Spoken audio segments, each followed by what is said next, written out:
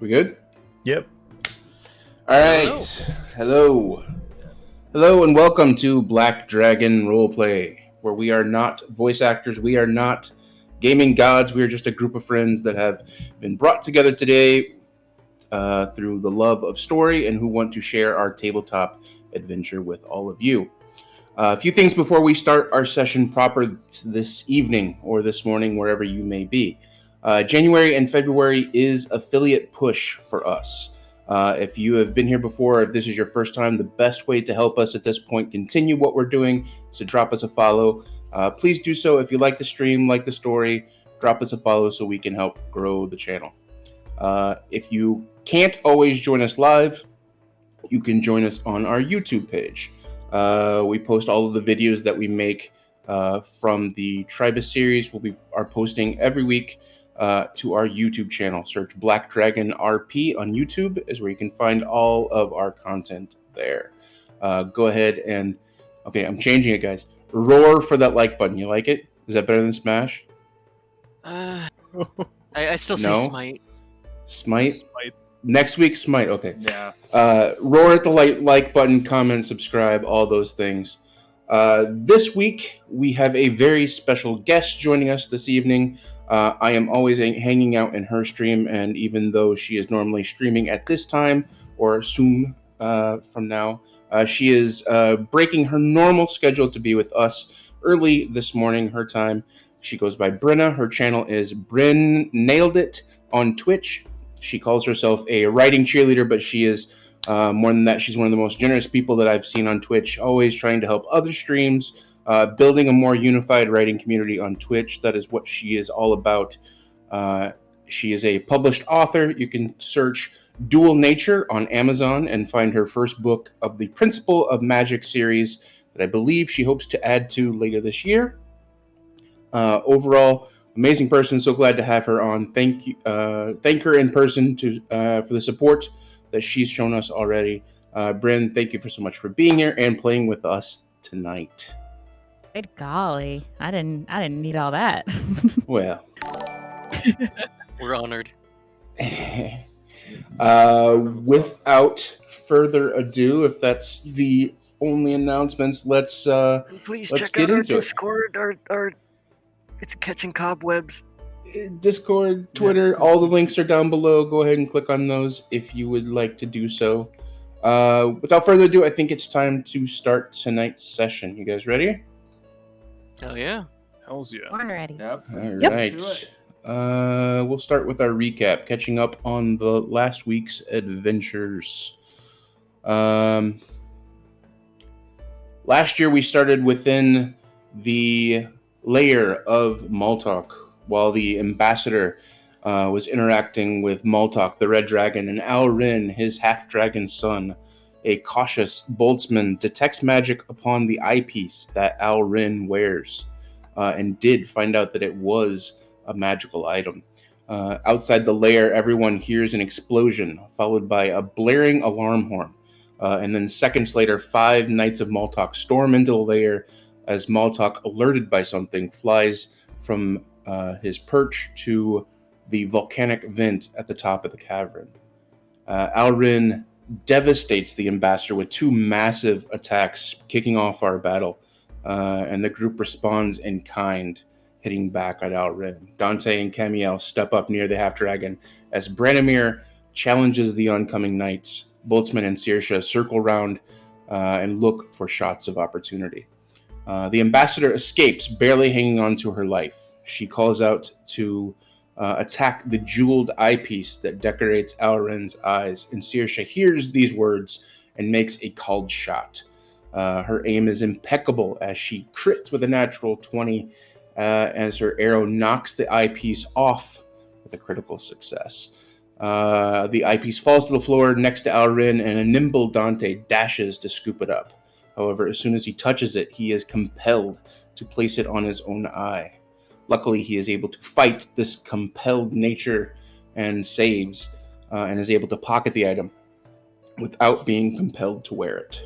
The series of deadly attacks from both breath and longsword from Al-ren, Camael stands her ground and attacks the half-dragon with all of her might, calling upon her wrathful smite to finish her large foe, and she does so. Maltak returns to the lair and announces, seeing his dead son, announces that it was Al-ren who had held the slaves captive, and that they were to be freed on his command. He asked the party for the eyepiece that Al-ren had, a device that had been used to command and cloud the dragon's mind. Dante reluctantly gives it to the red dragon, who immediately pushes it into the lava below. Maltak states that he will not be held in anyone's debt, so he will give the party a reward for his freedom. Dante clarifies that if possible, they had come looking for the purest possible jade that is said to be found from this mountain to cure Boltzmann of his illithid passenger. Maltak agrees to the party's request and then leaves, swooping over the group as he leaves in the vent above. Passing by the mines on their way out of the lair, they do see that the once populated with prisoners, the mines that were once populated with prisoners are now abandoned. Only tools remaining on the ground where the enslaved people were once working. Exiting the hidden path to the lair, the party now will witness a mine entrance with barracks within the barracks of the outer wall, and now streaming with former slaves exiting the mines. The team meets Peacekeeper Izrak, Udjat Peacekeeper squad leader, who explains the improving situation to the ambassador, including the fact that the Knights of Maltak seem to have played a large part in releasing the slaves. Most will be kept on to help in a peacekeeping role unofficially. Hassan's Rest, the inn that the party is staying at, is now full of townspeople celebrating the reunion of some and the freedom of all. Hassan presents Branimir a special present, a seedling coconut, potted and sprouted ever so slightly, to which Bran happily accepts. The group checks in with Liv, the librarian turned owlbear reserve manager, about a meeting that was scheduled to take place on that date. She says that the plans are in place, but no one has shown up for the meeting. Rumors of the group, and especially Camael's hand in killing Al-ren, spread throughout the town quickly, and with the wordsmithing of Dante, the story grows more and more unbelievable with every telling. Camael ends the evening finding rest away from the party in the tree overlooking the jungle distance. Her dream and vision with her patron is interrupted by the Shadow Queen, telling Camael that the work she began over a millennium ago will not be undone, and that if her and her friends are to interfere, they will be choosing to forfeit their lives. Camael defiantly states back that if she dies for a good cause, then it would be a life worth living. The way the vision was interrupted worries Sister Ava, her patron, who requires Camael to now come to Ismailia to complete her training so she can be strengthened body, mind, and spirit. So, group, it is early in the morning. You have now awoken. The early sunrise kind of burns the eyes of those who spent the last night with too much revelry. The party winded down late in the evening. Everyone does their best to kind of rest past sunrise, but after a while, the bright sun shining directly through the mostly sheer curtains is hard to resist against. So you are now awakened and ready to start the day. What do you guys want to do? Personally, I don't know if anyone else here needs to go to the market, but Bran has a few things in mind that he wants to get before they leave. Okay. Bran, before you leave, would you kindly leave your armor? You need to fix it and all that. The same goes for everybody else. Bran kind of just glances at his armor, which is still kind of in pristine condition. I don't think it's my armor you gotta be looking at, Boltzmann. It never hurts to be just sure. But, alright then.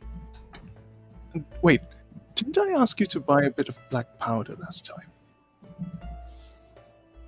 As if thunder had struck Bran, as if everything just finally realized. He's kind of recalling the night where he was able to see the orc blacksmith and his brother safely reunited, and Bran suddenly realizes that yes, they did order gunpowder and never received it. I'll come with you, Wait a Bran. second. I'll come with you, Bran. All right. Well, we got Dante. Anybody else going to the market today? You know what?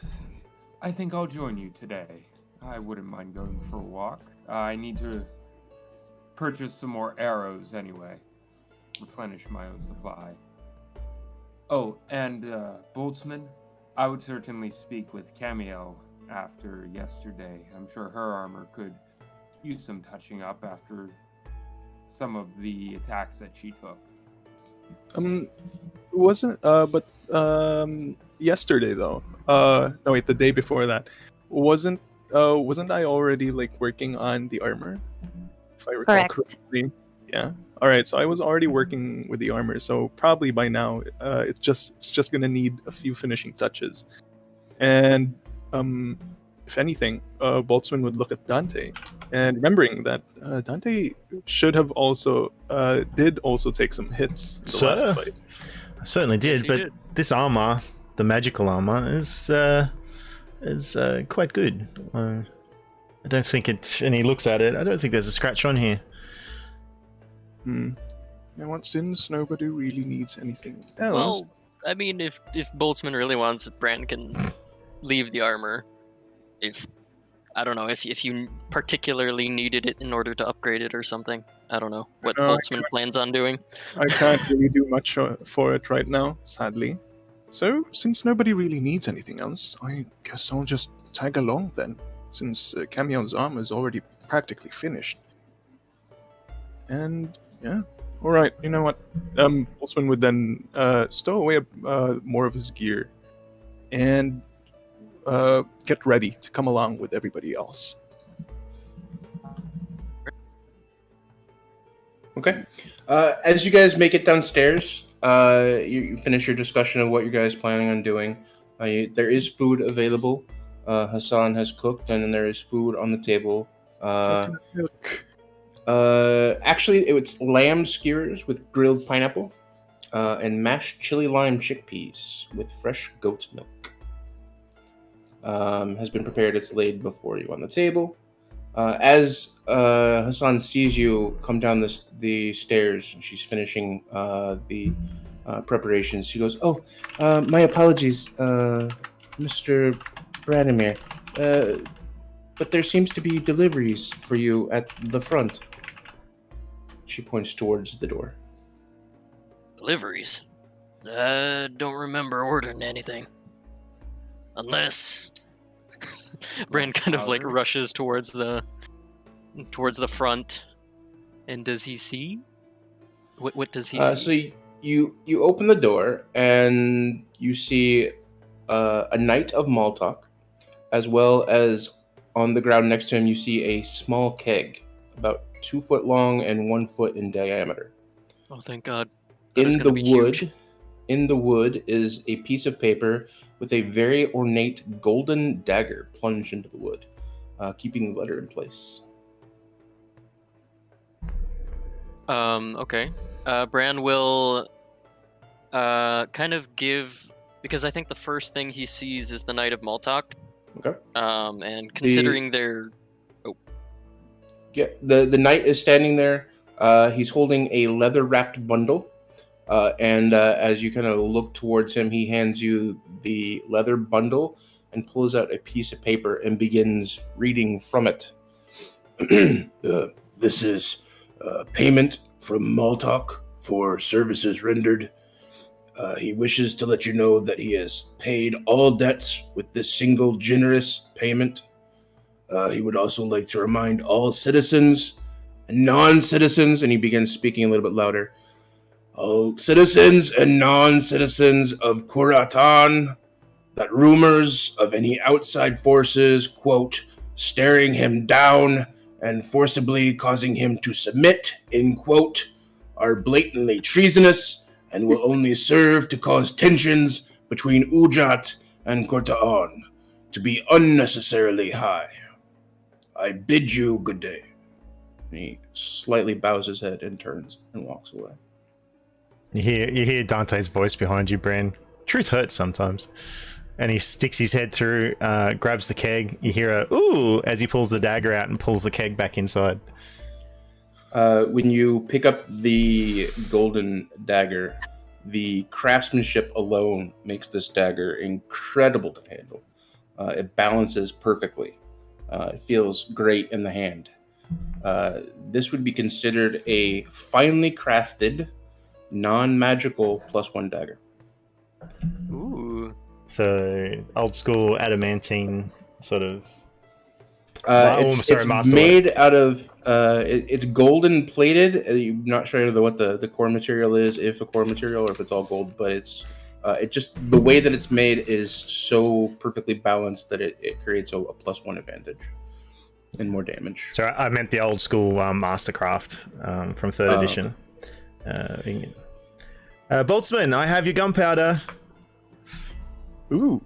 Boltzmann would just his eyes would just brighten and he'd perk up. Ooh, please, please, please. Give it to you. Be The careful letter. with that.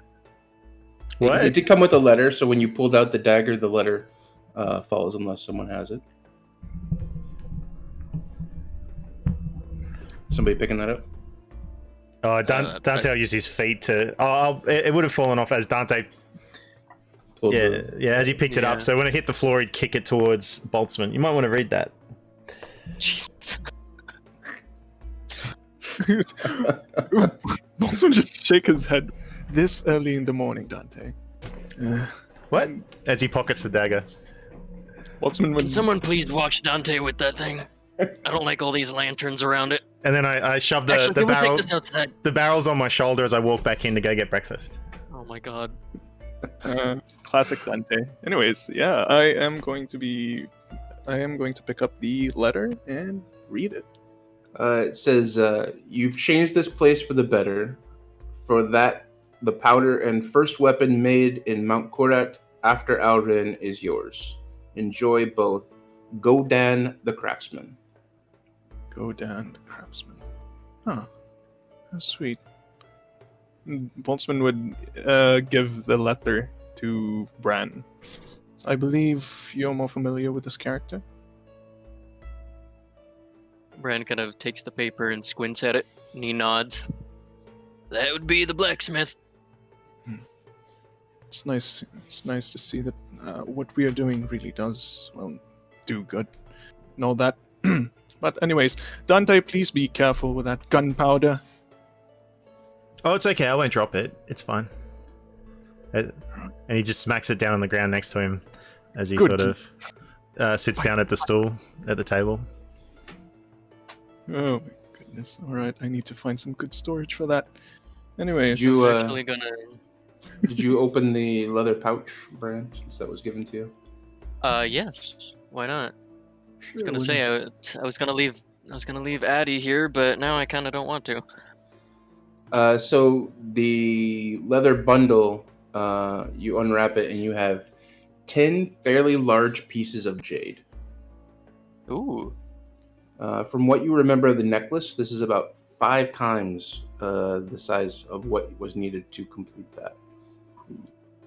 Oof. How heavy is this thing? It's not super heavy. I mean, you're comparing it to the necklace, which was pretty light. But yeah, it not super heavy, but there are some bigger pieces that are kind of fragile. It's kind of why it's bundled up and kept separated. Not just like in a pouch, but kind of like bundled, like almost like sheets, almost like rectangular sheets of jade. Right. Okay. Upon seeing this, Bran will suddenly feel like he needs to give this to Boltzmann rather than himself. and upon receiving it, you would see that Boltzmann would be like staring at it intently. It's like for like a few seconds, he's just sitting there, looking at it. And after a few minutes, after a few seconds, he just puts it in his bag of holding, and you can see him like tighten the like strap of his bag. Instead, that how it usually just hangs like somewhere along the waist, it's now like hanging like somewhere above, almost at chest, almost like in the armpit area. Thank you. Thanks, Bran. Thank you, everybody. I can feel a bit more calm now that we have this. We could just contact Whis now, right? Get back to Amma immediately and all that. Sounds like a plan, yes, doesn't it? I do believe I have a refreshed charge that can be used to contact Whis. The sooner we get Boltzmann fixed, the better, right? Yeah. Agreed. But before we leave, there might be some things that you would want to settle out here first, or buy some things, or whatever. Bran, judging from Boltzmann's almost frantic speech and expressions, you can already tell. You've already seen this. You can already tell that a lot of things are racing in Boltzmann's mind, and from the mere fact that he now has the jade, you can see that he's barely containing his excitement, his emotions at this point. So, seeing this reaction from Boltzmann before, Bran will just quickly give Boltzmann a bit of a playful slap on the back of his shoulder. But I don't know how Boltzmann's gonna take that. Stop! But No! What are you doing? One step closer to getting you cured, Boltsy boy. Right. Thanks. Thank you. What are you doing? I'm with the science. I'm sorry about that. But yeah, Boltzmann would now just get back to his meal. You can see him every time he raises his spoon to his mouth. His hands are shaking. Right. You can hear him like say some inaudible things to himself. My goodness. All right, so does that mean Boltzmann is still coming with us to the market, or is he? Oh yeah, gone? he still would. Oh yes, Okay. yes. Still going with you. Before you make your way out, the ambassador makes her way inside the tavern. Following her is a new escort, a female in similar clothing as the previous peacekeepers, nearly sheer white robes that kind of loose and roby, I guess. Professional storyteller here. But yes, sheer white robes. Does not have a visible weapon on her, but does have bracers on both wrists. Her and the ambassador enter the tavern and sees you still eating, and approaches you at the table and has a seat as her escort sits at a table directly behind. Good morning. Brandon just kind of nods at. It was only the two of them, correct? Yes. All right. Well, he curtly nods at both women that have gathered. I do not see our friend this morning. Our young paladin. No, Camael has yet to return from the woods. She prefers to sleep outdoors, prefers to stay outdoors, so I'm sure that she should be here soon, though. And with that, Camael bursts through the door. Not bursts, but saunters through. And she saunters. Her 5-foot self walks in. Feeling pretty good after slaying that dragon. Shush, shush. I think I'm a diviner. How did I know that she would be in soon? Oh, good morning. Good morning. Oh, Ambassador, good morning to you. Yes, good morning. How was everyone? Rel rested and ready to beat the day, I hope? For as long as the day doesn't beat us, it's completely fine. Yes. Quite excited, ma'am. We already have what we came here for. Yes, and so Lovely. we should be able to return home soon and take care of our friend. I've Good. got a coconut. Yes, and Lovely. Good for you, Brent. Thank you. I had wish a... he had a lovely bunch of coconuts, though. There they all sitting in a row.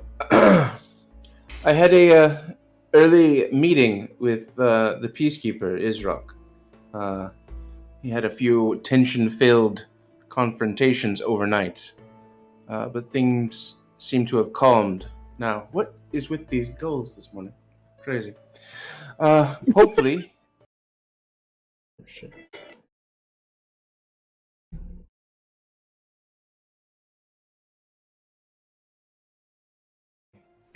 Other than that, things seem to be returning to a new normal. The mines are now open, but of course, tensions are still tumultuous at best. People have not returned yet. Overtime, I'm sure. Your group has made quite the name for themselves. I heard a lovely woman who was selling me fruit this morning, calling your group the Dragon Slayers. Yeah, at this, Camael is actually scooping some food into her mouth. And just as the ambassador says that, like, her cheeks puff. And she fights the need to just spray all the food. Ambassador, I do believe that the terminology that was used was a little more expressive than just Slayer. Yes, what was it? Something along the lines of evisceration or decimation, something I Yes, believe. yes. Boltzmann would tilt his head and wonder, where did this come from? You alright, Camael? Is everything alright? As Dante What? just calmly eats his food, All right. I'm back. No. one hand on his keg. It would not surprise me in the least if our friend Maltak has heard it by now. I've seen his shadow looming over the mountain a few times already this morning. I don't know if he's asserting his presence or just checking in to see if we've left or not. Well, one of his guards already came by, and upon delivering the gifts to Boltzmann and Bran here, there is a proclamation from Moltok stating that any discussion of the slaying of a dragon or the usurping of himself is treasonous by anyone, any residents or non-residents. I did not know that. Funny story, actually. I'm only here for breakfast.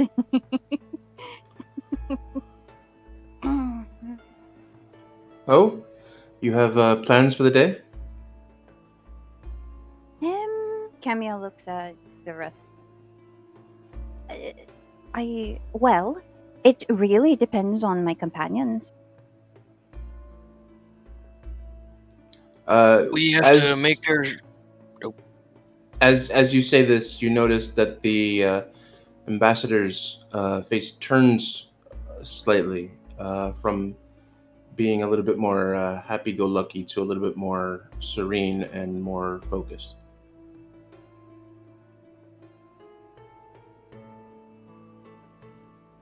Like I said, it really depends on my companions.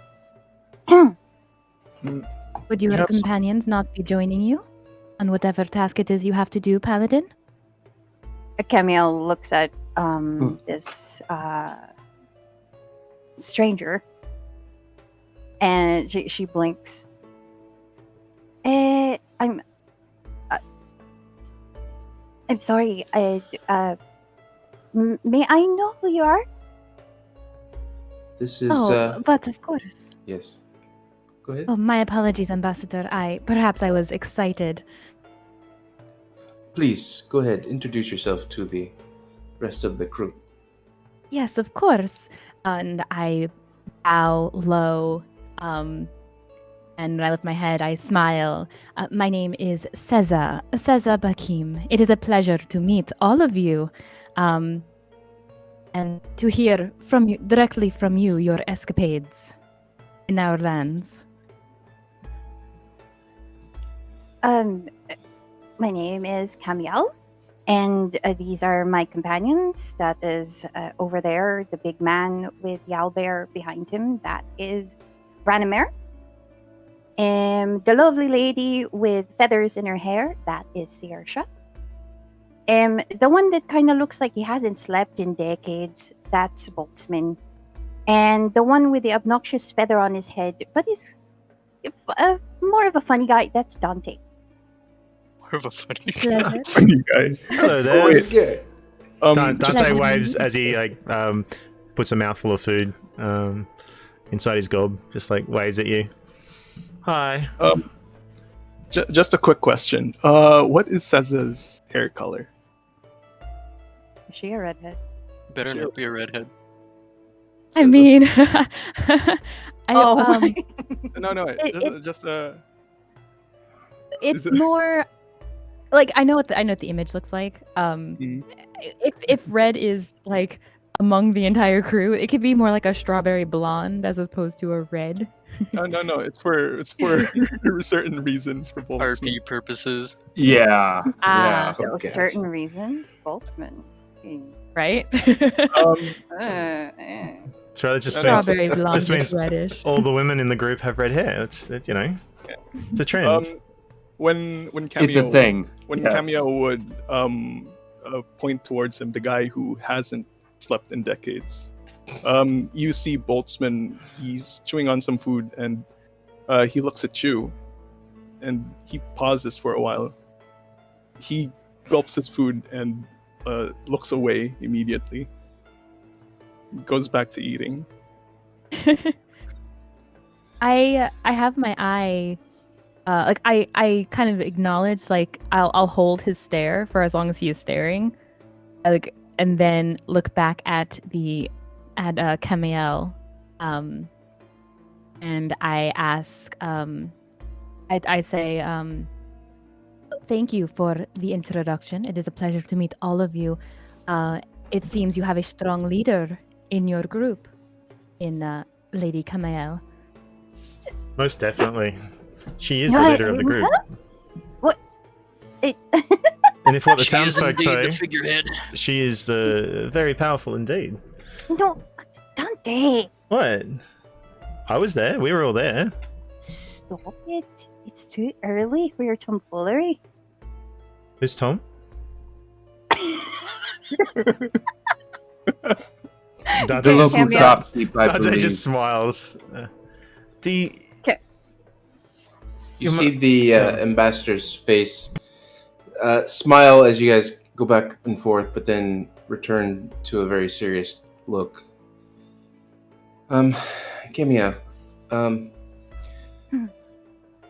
Israk will be escorting me to Al-Sir, but I do not wish to leave you quite yet, at least without some representation here. I received a vision last night, the first in many, many years. I do not know exactly what to make of it, but I will do as asked. This peacekeeper, Seza, I've asked her to accompany you while you remain in Udjat. If you run into any problems, she will be your liaison between yourself and me, and indirectly the Council of Hiza and the Ra. She has been a dedicated peacekeeper in my service for many years. Says it will also line up transportation as you need. Will help you navigate any issues that you may have. Just hearing all of this, Camael doesn't know what to say. She's a bit embarrassed, seeing as to she's just shocked that she's now apparently designated leader, because she does not feel like it at all. Always has been. Shut up. She's fiddling with her sleeve. And she's not looking at the ambassador. She's just looking at the table at this point and just listening.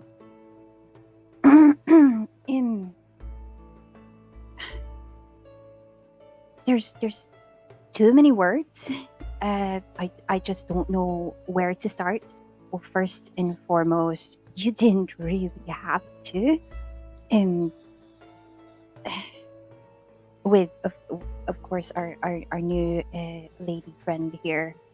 I do apologize if your name just flies over my head. Apparently, so many things fly over my head, such as leadership. In terms of the vision, is Yes. that why you're here, really? Yes. I don't think I would have made quite the same offer without it. It is my duty to return and inform the council of what transpired here. But it is also my duty to Ilithana to make sure that you are taken care of. Seza, it is now your duty to ward for these individuals as you would me. Keep me informed as best you can on their journey. I trust your judgment as to continue with them until you feel that you are no longer needed. Understood? Of course, Ambassador. And I look back at Camael and I nod to her again as well, and I say, such modesty, such humility is noted in a leader of such a group.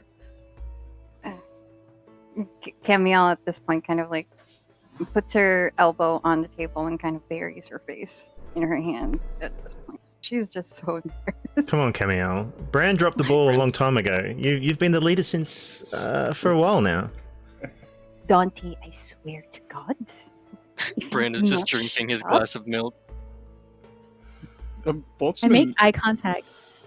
I make eye contact with the ambassador, like almost like a silent communication of like noting everyone's reaction, like particularly the paladins. It's like how her face is literally matching her hair right now.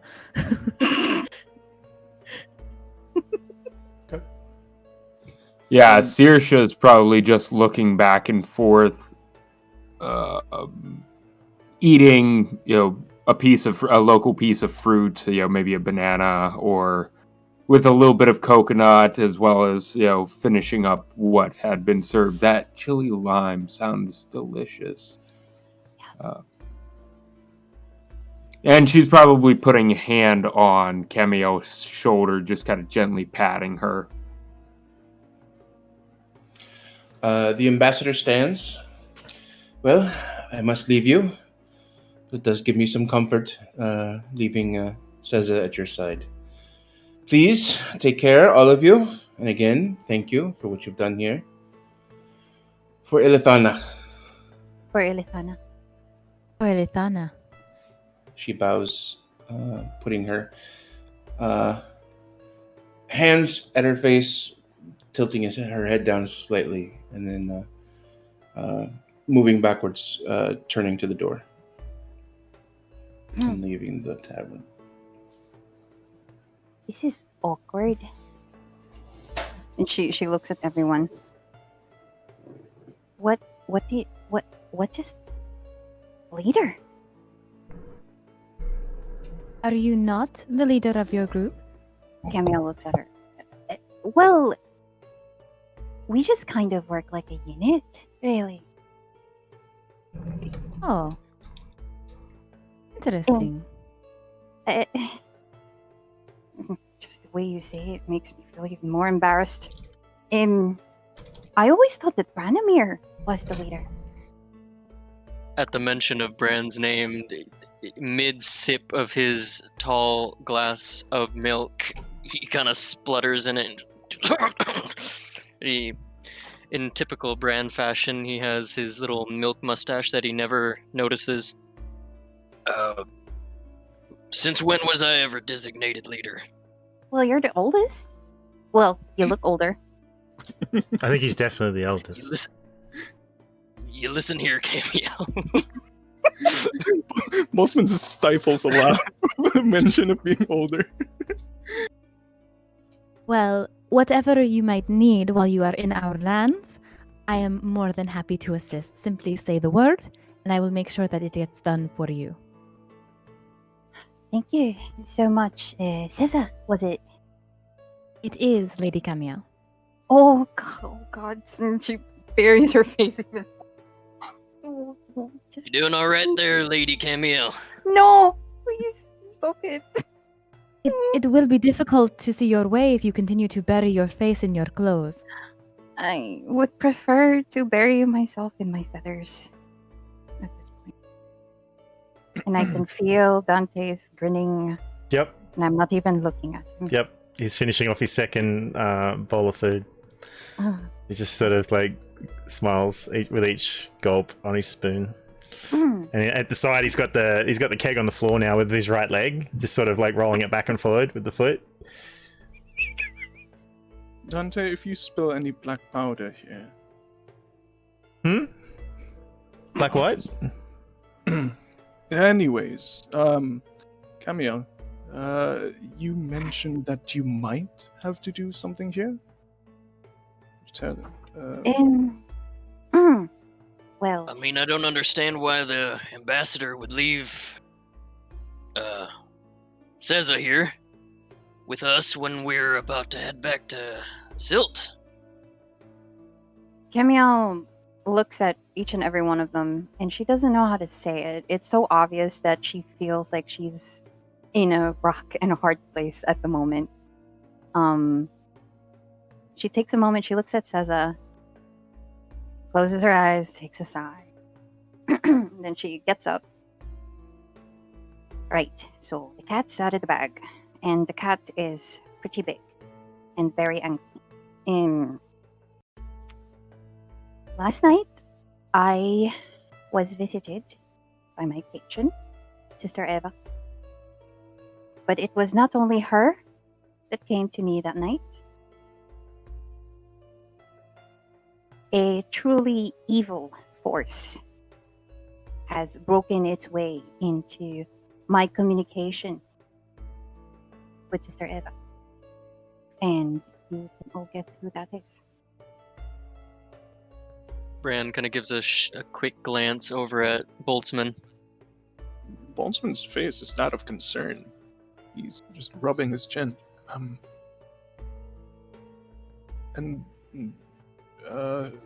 What do you need to do about it? I mean, I still have he counts his fingers. It's been less than a week since I've been given that treatment by Weiss, so we still have time if you really do need to do something about it. It's that there is something very that's very concerning right over there. And I understand. This is very difficult for me. I came here with the lot of you to heal Boltzmann. But it seems as though, just like everything else, everything is fated down. And I really do feel like I'm here for a reason, as are the rest of you. Sister Eva, has asked all of us to go to Ismailia. Smaller. It's not far from here. It's sacred temples. It's where I have received my training. Does any of us recognize that name by any chance, DM? Ismailia? Roll. Actually, I'll have Rob roll a history check. Yeah, go for it, Rob. You were the one that looked Okay. at the maps of Yeah. Udjat before you came over. There we go. First roll of the 13. night. Yeah. 13. I would say that you would remember not exactly where it was, but remember it was in northern Udjat, so not possibly too far from where you guys were at. Okay. Would she have a sense of how far it is? Like how many days travel it would be? Not specifically. No, you would not specifically know. Okay. And you would see her brows. Everyone would have seen her brow furrow a bit at, if you, especially as soon as Camael, if anybody was watching, when Camael mentioned fate, Saoirse's brow would furrow a bit. But then the talk of going to the city, she would comment, well, I'm not positive how far away it is. But, and she would look at Seza, it's probably only a few days travel. We could go there, take care of whatever needs to be done for you, Camael. And then travel back, find our way back to Amma, to Silt, to take care of what we need to for Boltzmann. Camael looks at Boltzmann. If anything, I think that after we finish whatever Camael needs to do, we just need to find like major landmark here in Udjat, since we could just teleport there, right? And take us back to Silt. That's what he agreed on, yes?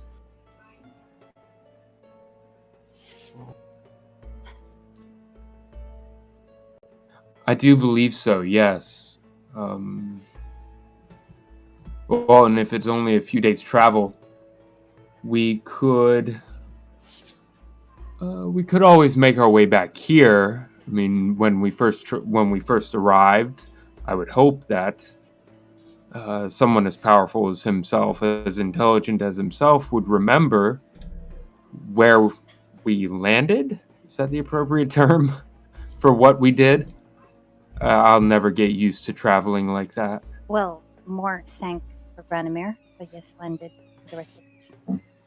Yeah, you do remember we saying that, especially now that he's seen it, he could, and has been there and familiar with the location, he could be able to pick you up at the missing spot. We can make time. This is a pressing matter, Camael, and I think it would be better if we just settle this right here, right now. Well, you don't have to worry about me. For now, at least. I have this strange feeling that I need to apologize to you, but I'm thankful that you're understanding. I thank God. No need to apologize. Let's just end this. Besides, right? We could let... Oh, sorry. Oh, sure, go ahead. No, you're okay. No, you go first. Trust me, you go first. You go first. It's okay. Okay. Dante will sort of just look, and he's got a look of concern because he's seen looking at Bran, looking at you, and obviously he's concerned for Bran. But once, Boltzmann. But once Boltzmann sort of, no, it's okay, we've got time. Dante just sort of puts he's got a serious look on his face when he looks at you, Camael. And just sort of breathes out. Besides, we can't let our leader wander off by herself. We're by your side. For one, for all. Camael's very serious face, or as serious as her tiny little face can get, slowly turns to look at Dante. There's this fine, thin smile on her face. Just looking at her. Besides, we'd miss you. Don't flatter me. And what is a leader without anyone to lead? Oh my. Exactly, All right. Saoirse. All right. Exactly. Saoirse would have a smirk on her face upon saying that, trying to hopefully lighten the mood for Camael. Well, and since Cesar is now in our company, it would be a shame if we didn't pull through with visions that I have received just last night.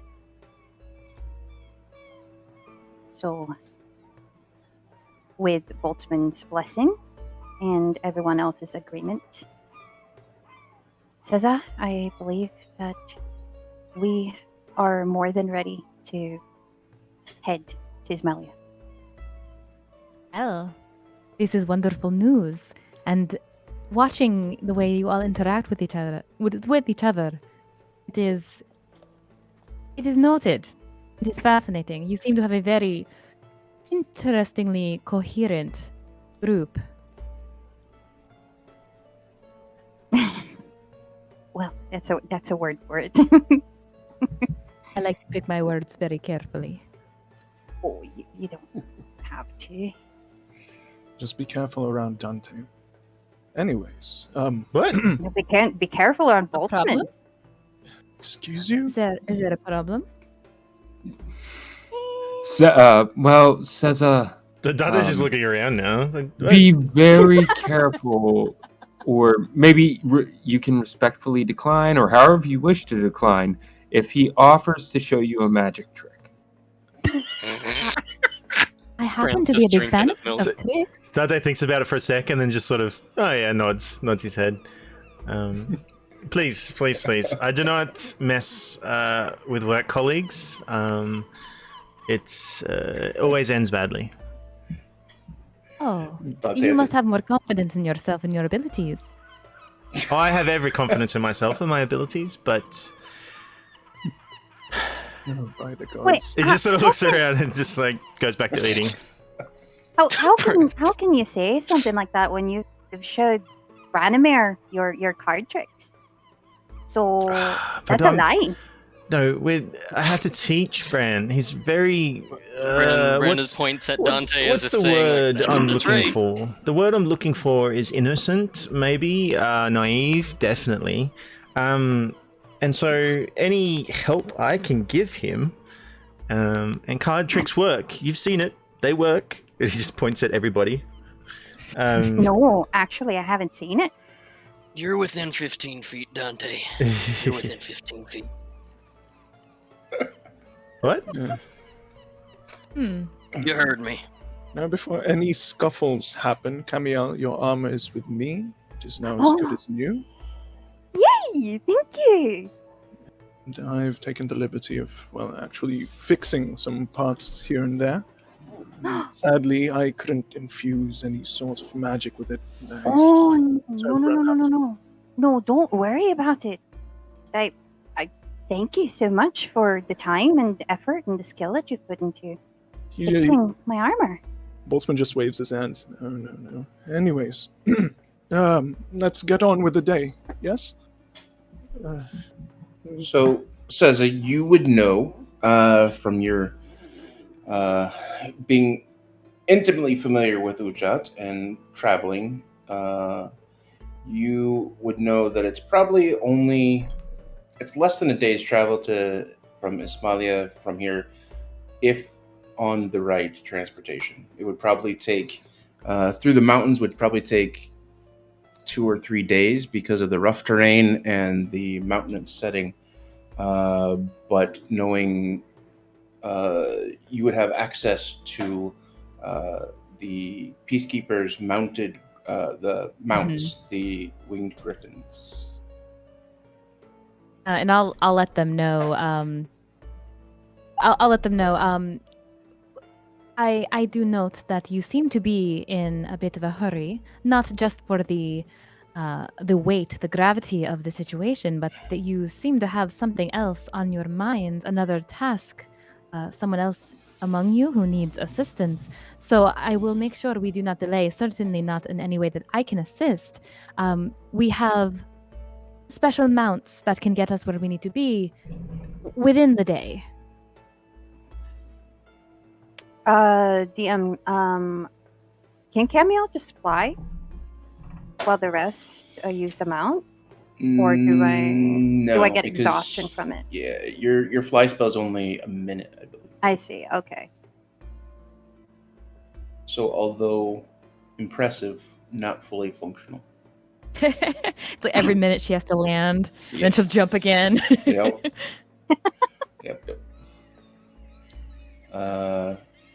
But yeah, you guys leave. Seza leads you guys away from the tavern. You collect your things, including everything that was delivered this morning. I assume.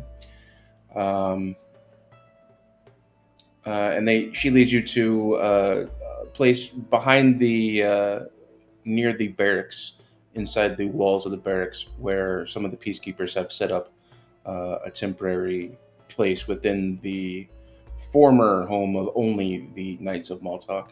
And you see a few winged beasts, these griffins, that you have access to. Says that you ask around and are able to acquire 3 griffins for the day, which should be able to hold you and the parties. Because 2 of you will be piloting these griffins, who is going to pilot and who is going to ride? Before we do that, Yep. I kind of wanted to go to the market. Oh, sure. Well, you passed by there on the way to the barracks. So what were you looking for? I was actually going to look for let's see here. I did the math for this. Would any of the shopkeepers have any platinum rings? They should be worth 50 GP each. And I plan on getting 5. They do not. They do not have any platinum rings. Everything that's harvested from the mine is gold here. Gold and then certain gems, including the jade stone. Alright. So they do not have any platinum. When you found the platinum on Al-ren, it was different, special. Right. Do you have any plans for those? Well, I didn't say that out loud, did I? Oh, okay. No. You were asking me. Also, okay, since they don't have that, do they happen to have incense? I would think they would have incense. Yeah, you'd be able to pick up incense. Alright, I will... how much would incense cost? How much you looking to buy? A little bit or a whole bunch? How many uses would I get from a bunch? I'm not familiar with incense. Is their presence and then like the name of the party, like their deed so far, get them like discounts at the market?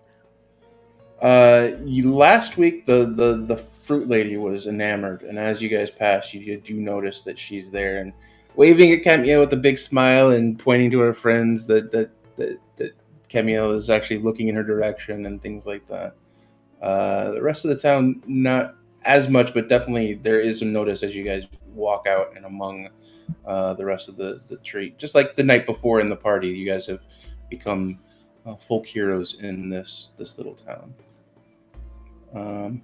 I do not have a amount for that. I'll look that up at the break, Bran. Okay. Just put down like 2 silver, and I'll give you how much that is worth. Or I'll give you how much that is worth. Sure. Break. Thank you kindly. Anything else you're looking for before you guys go? Anyone? That is it for me. You better go before we leave. as for Boltzmann, he would be looking for a handsaw and some springs, if any. Oh. The handsaw you could find. You could talk to the craftsman, the orc that they had talked to the day before, and be able to find that while Bran was looking for his things. You found a hacksaw. And Let's say a silver for that. all right. And for the springs, Boltzmann's Wait, looking don't for. you have an all-purpose tool that'll turn into any kind of weapon, any kind of tool? Why do you need a saw? Oh wait, does it? Does it? Yeah, it literally Oh, does okay. that. It turns Any literally tool. Any tool? any I thought it was tool just that you Yeah. need. That's the +1 from what's the cauldron? Yeah, it turns the it. +1. It's like the Swiss Army knife. It's the magical Swiss Army knife that literally turns into any tool or tool set that you want. Huh? You are now Inspector Gadget. Yeah, I kind of am. I wasn't expecting that. I was imagining that it was. I was imagining that like it would be just like small or something. It wouldn't be like Go good go enough. bone saw. Go Yeah. go! It wouldn't be gadget good enough to, unsaw. like, cut through a log or something. But all right, with that, all right, and Artificer Boltzmann. and Dun, dun. also, does it Wasn't the include- dog's name Bran? was it- No. Brian. Sorry, Brian. No. I was missing no. a letter. I'm No. dyslexic. That happens. Okay, go ahead. Also, okay, so a weighing scale isn't a tool, if any. That I'm pretty sure. Yeah, that would be very specialized. Yeah. You do not find someone willing to part with their weighing scale. All right, and some springs, that are not just tiny, some not exactly big as well. Let's just say that Roll since you went to the orc already. Roll a D4 and on a 1 you found springs. It'd be most likely unlikely. All right. Oh wait, slash. And also, DM, I sent you see what that. I needed it for. So I don't know if you can take a look at that, because I don't know if the platinum is exactly what is needed, considering it's only a 2nd level spell. But yeah, I'll just leave that up to you. Ouch. Oh, Did you not find your... Oh, no, you got it. I said a 1. I said if you roll a 1, you found a spring, so you found a spring. nice. 2 silver. Warding bond. Okay. Oh,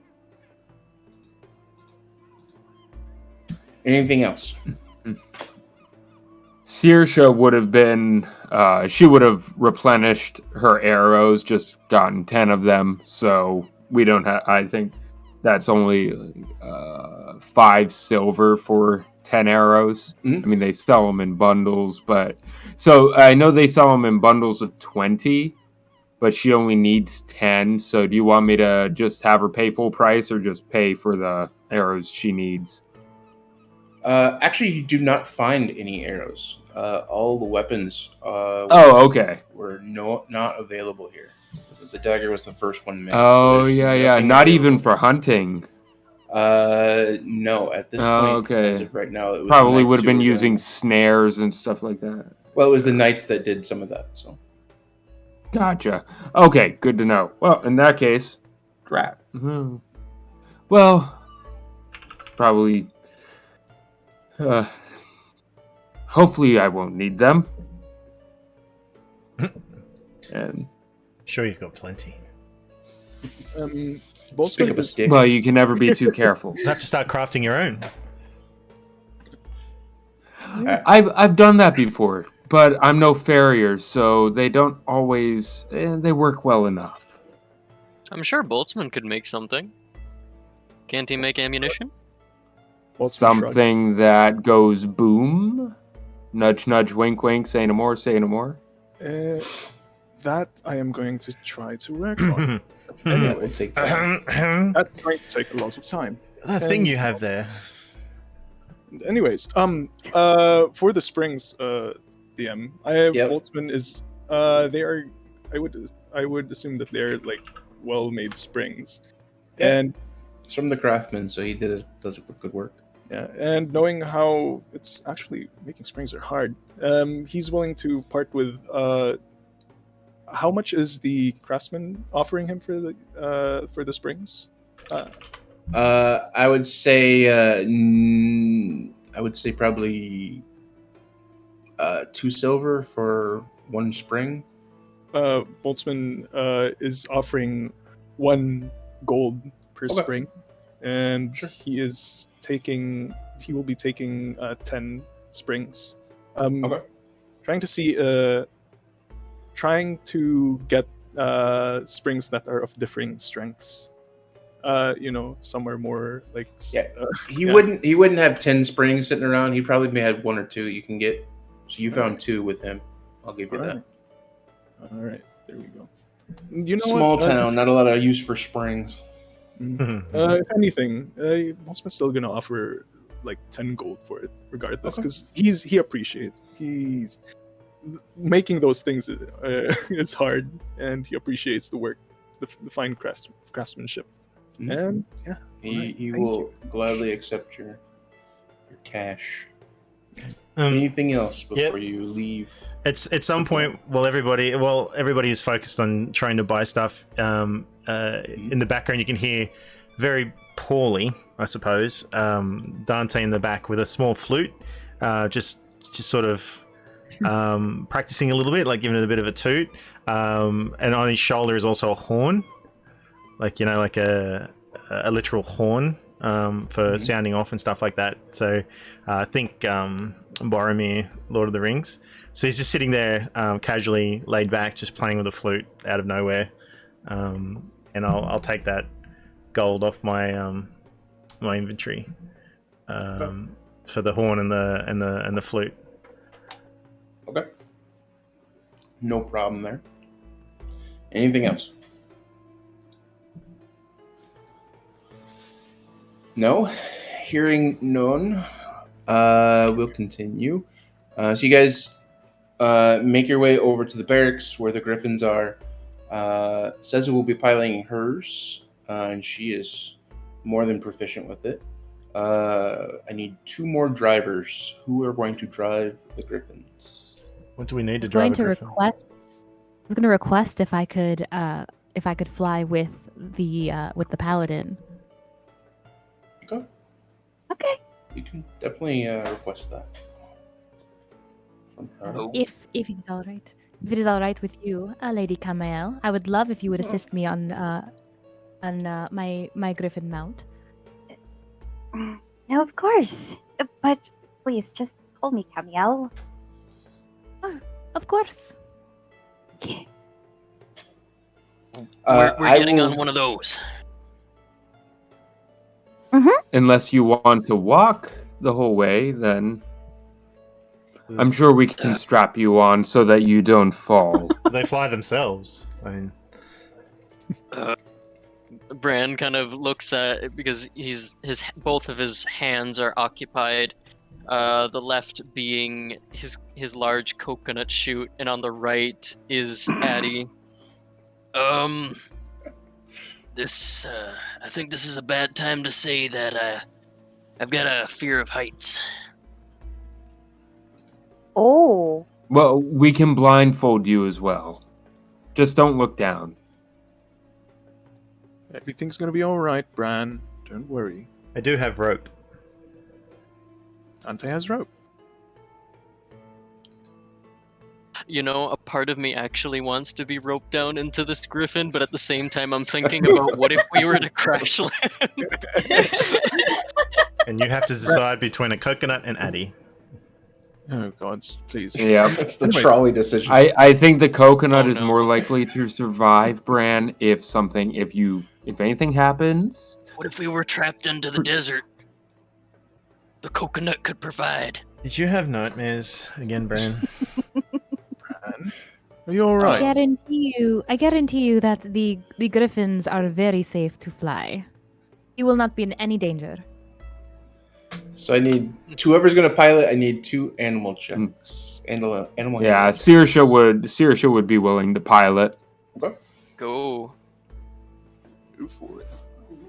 And of Do I need course, to roll Just too, doing that. or is my proficiency enough? You are proficient. The griffin that you are mounting is your personal griffin. Oh, so I'm curious. So does the just out of curiosity, does the griffin count as a God damn it. land vehicle? A land No, vehicle? it's flying, I'm It's sure. a bird. No, it's a bird. It's more bird than Yeah, I know. I just It's more man now. I'm not gonna can haggle that run one. on I'm the kidding. ground, but it's more proficient. than Exactly. me. See, it's got 4 legs. It's not a wyvern. So, but here we go. Let's see. Oh yes. Nice. Oh wow, Praise the dice gods. 21. Jesus! You You only walk have a up to plus the one. 2. Shit. You walk up to the griffin Exactly. directly next to where SZA is already starting to mount and prepare hers, and it kind of gives you a sniff. And I imagine she would have been whispering in Sylvan, because I think being a creature, being an animal, she would have been thought. Sylvan, I'll go with that. That's what she's used to, whispering to the animals in her forest. So she would have been whispering in Sylvan. Hey, it's... How are you? I'm Saoirse. Kind of introducing herself. Yeah, And you see, okay. you see it kind of lower its head a little bit. And she would bow in kind, kind of lower her head, showing her respect. Who's piloting the other? Dante would love to walk up and see if he could ride it. And he's, Oh my god. I like Saoirse, he's sort of treating it like a horse. So he's like, oh, whoa, boy. Whoa. As he, oh, girl. Whoa. Whoa. And I shall offer you my animal handling. Let's roll a night. Oh. 14. Oh, Who?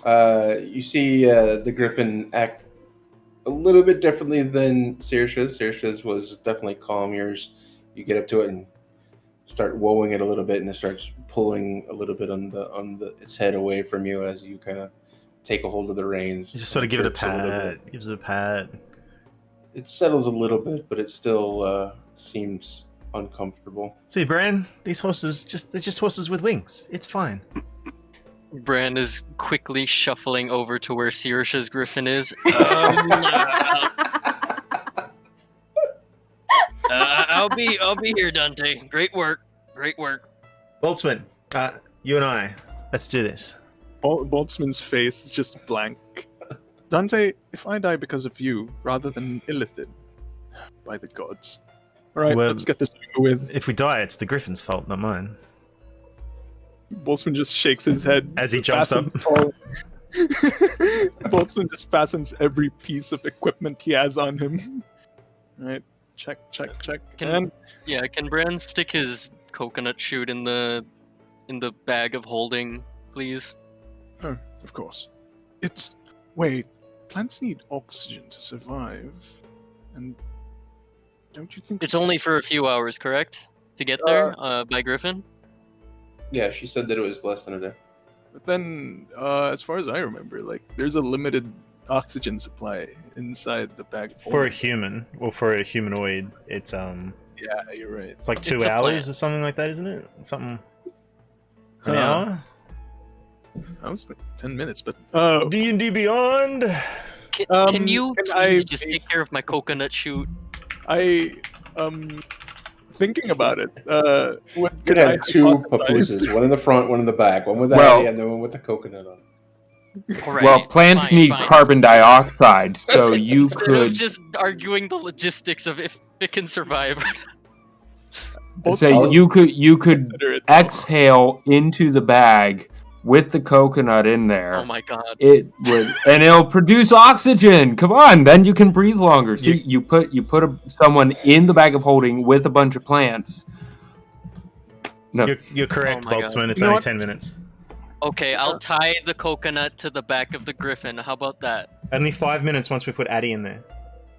No, Addie is going on Bran's lap. Thank God, you no. very much. Please, not Addy. But yeah. Poor little Addie. Fine. All right. No, I just want that plant to survive, Bran. I don't want to endanger it by putting it in a hostile environment like this. You know what? I'm just gonna take this rope and I'll tie it to the back of the griffin. Right. Exactly. You know, while all of them are having this coconut conversation, which is completely normal, Bren, just so you know. They're very fascinated with coconuts. You guys are Camille- laughing now. You just wait till Legitimately, that is the Just coconut wait. gets 20 years fired. from now, when what your first Ceza's coconut- wondering. Camiel is just burying her face in the griffin. She's just, because it has been a while since she's seen one.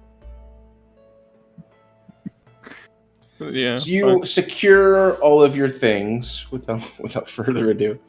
You can secure all of your things, coconut included, and are able to make it out of the town. You kind of take off uneasily a little bit for Dante, but quickly recovers and kind of follows the other two, which seem to have a much more smooth flight pattern.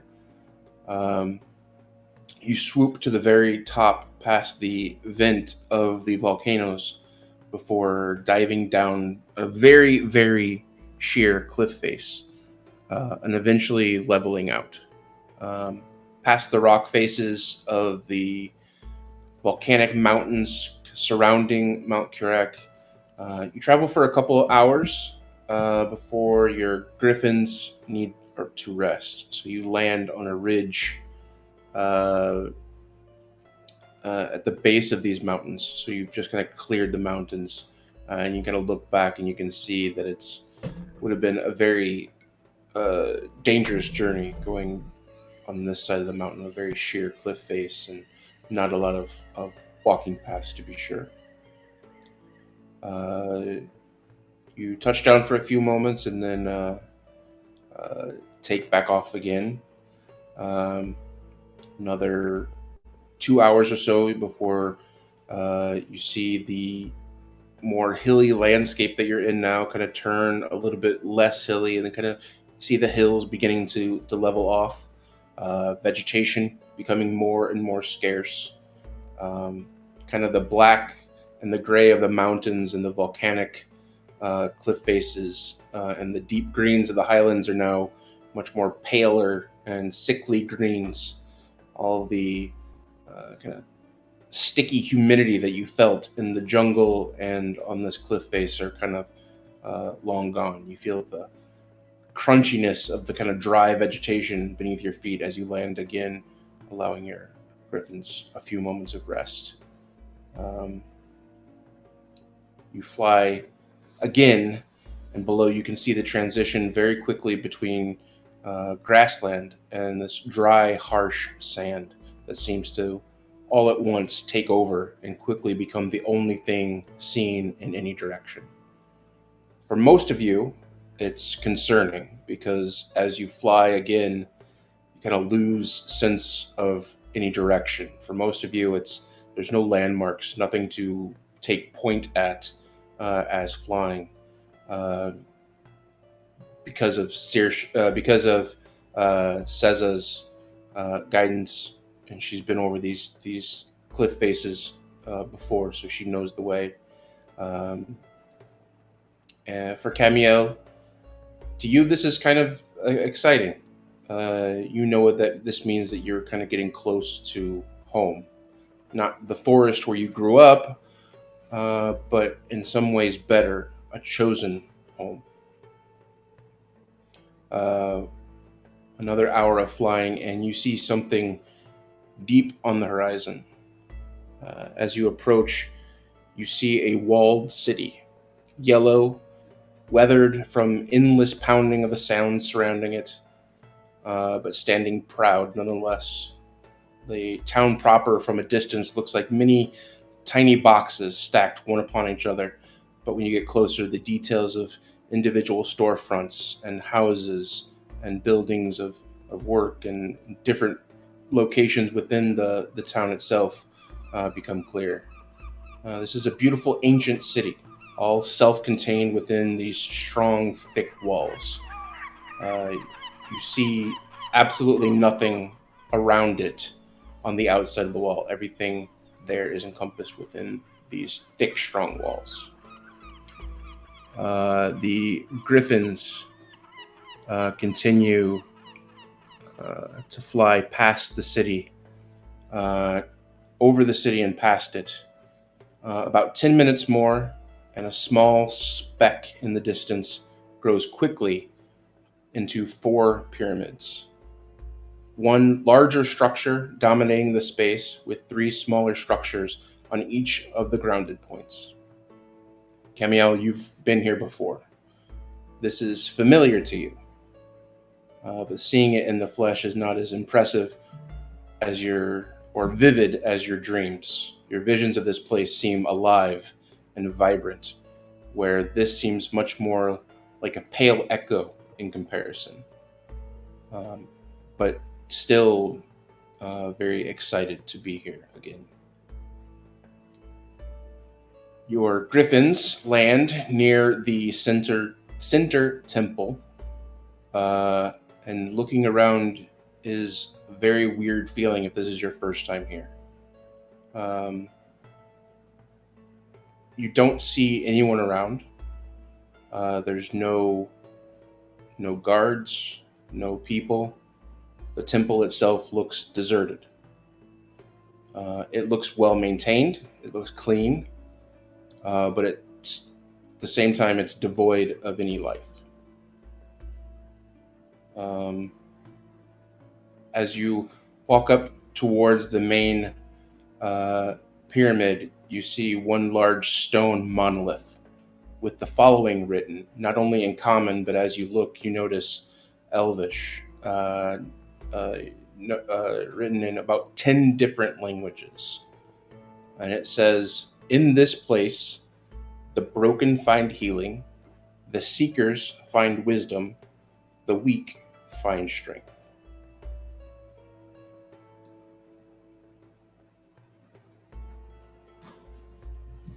What are you guys doing? This place is seemingly deserted, correct? Yep.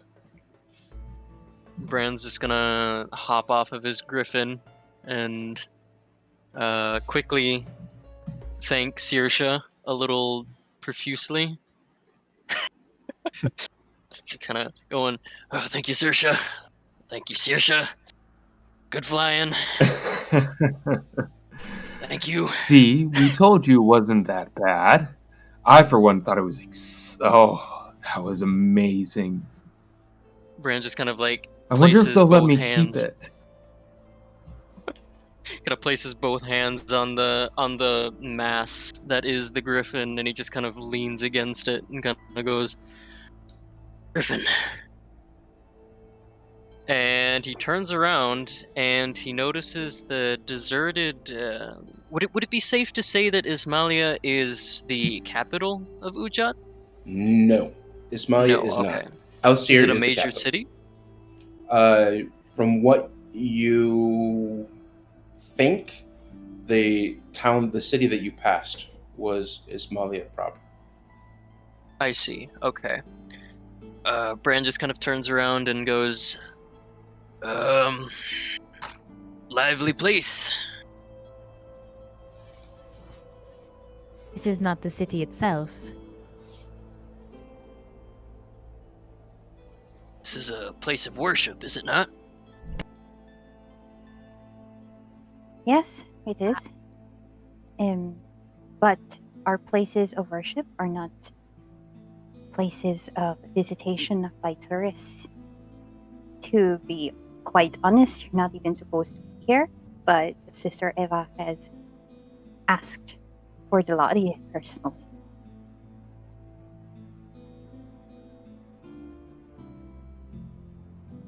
To this, Bran just kind of nods and suddenly feels very small as he turns towards the pyramids. It is an honor to be in a place such as this, to be able to witness all of this. And I want to go up to the monolith, where it has this writing. Is there anything unique about it other than this writing? Just the fact that it's written in all these different languages. So it's written in common at the top, and then everywhere else, every place is a new. Everywhere it's written in a different language. Everywhere else on the monolith. But there's nothing specific about it that makes it different. It's just a signage, but with all these different languages.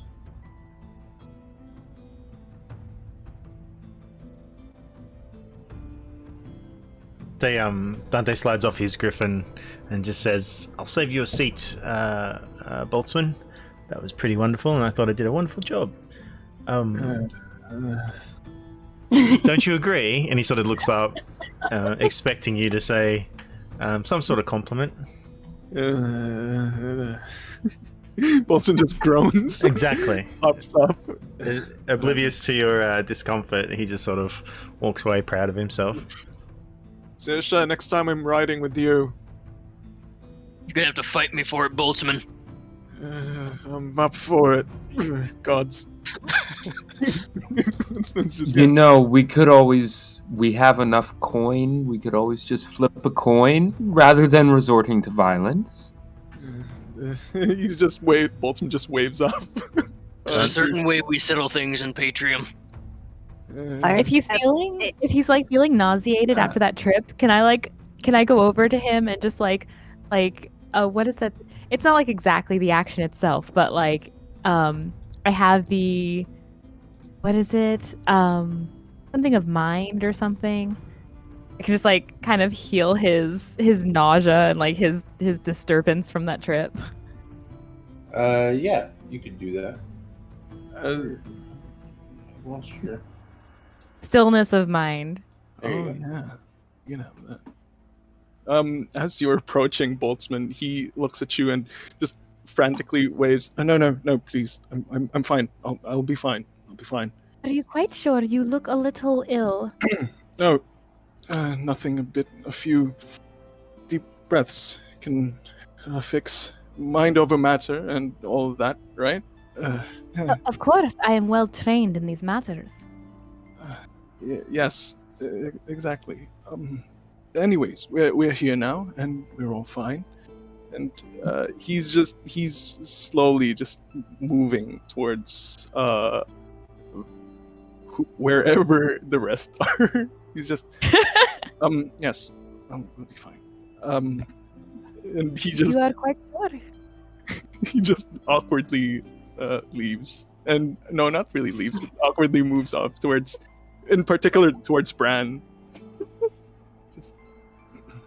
I look back at Camael. I don't know if she's witnessed it, but I'm very curious as to why he seems so uncomfortable and yet is such a strong and proud hero. And it's all in that same context, completely clueless as to whatever might actually be going on. Just why would a hero be acting in such a way? When they touched down, the first thing Camael did was bury her hands or her fingers in the sand and crunch it in a fist, or patting herself a little bit and getting rid of all that sand.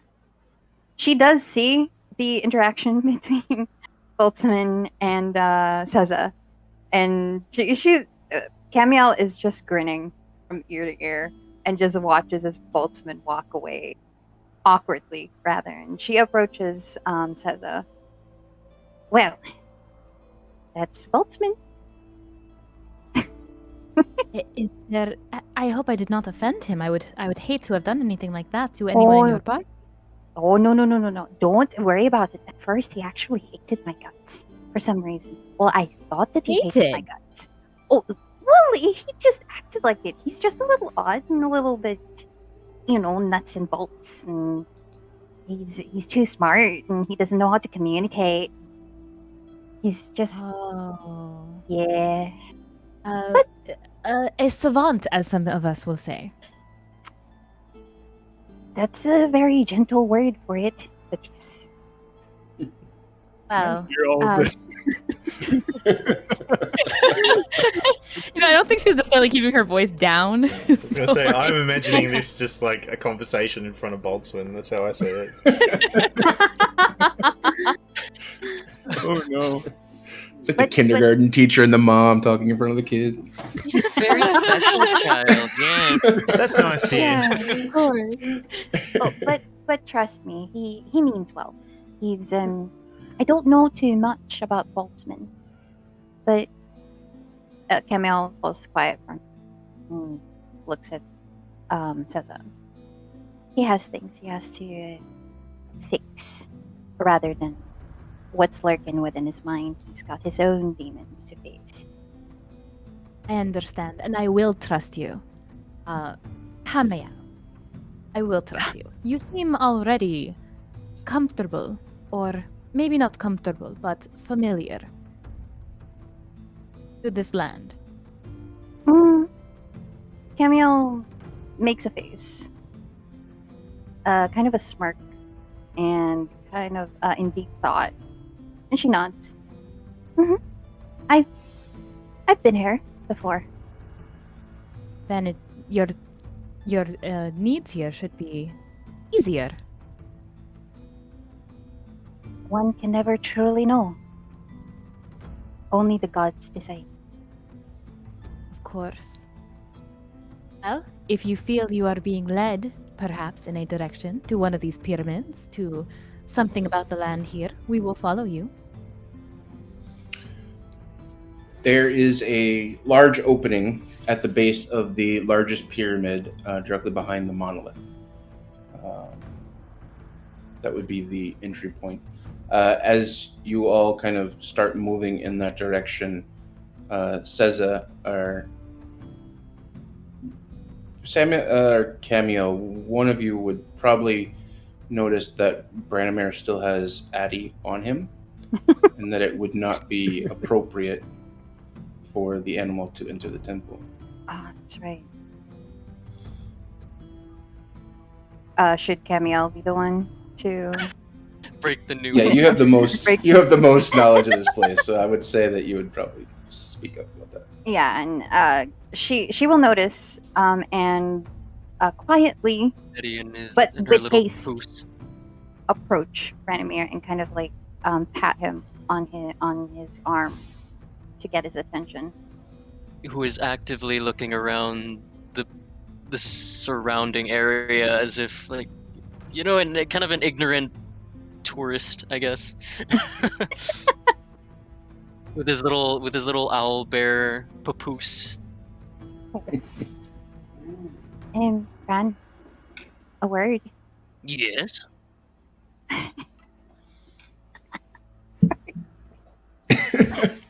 Look at the size of those things, Camael. This is what you see every day?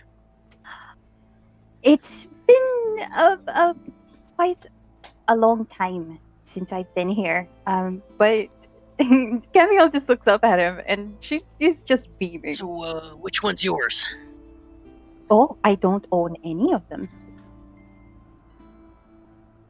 I mean, which one belongs to your deity? I will let you know, but first, I don't mean to break your tiny wee heart that beats only. Are the houses made of sand? Branimir, Yeah. Yes. I know I'm small, but please pay attention. You cannot bring your little babe into the temples. Bran kind of looks at his warhammer. Your other baby. You mean Eddie? Mm-hmm. Yeah, the usually chipper Bran is suddenly having a change of face as at the mention of his baby owlbear being left behind. His support animal. Yeah, my I am a disabled emotional man, and I need my.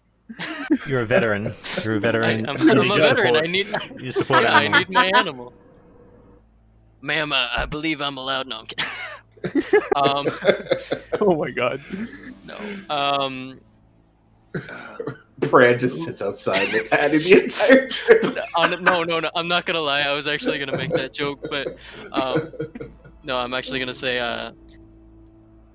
but who's gonna watch Addie? I can't just leave her out here. Well, it's indeed a question. We could leave her with the Griffins. Won't eat her, will they? Yeah, the Brent kind of looks over at the absolutely Griffins not. like, I think I'll pass. Well, they're all winged creatures. Look, hand me over Addie, and I'll go talk to the Griffins. I don't think it works like that, does it? Brand is Dante. furiously agreeing with Dante's just sort of Dante. like, No. that doesn't sound right to me.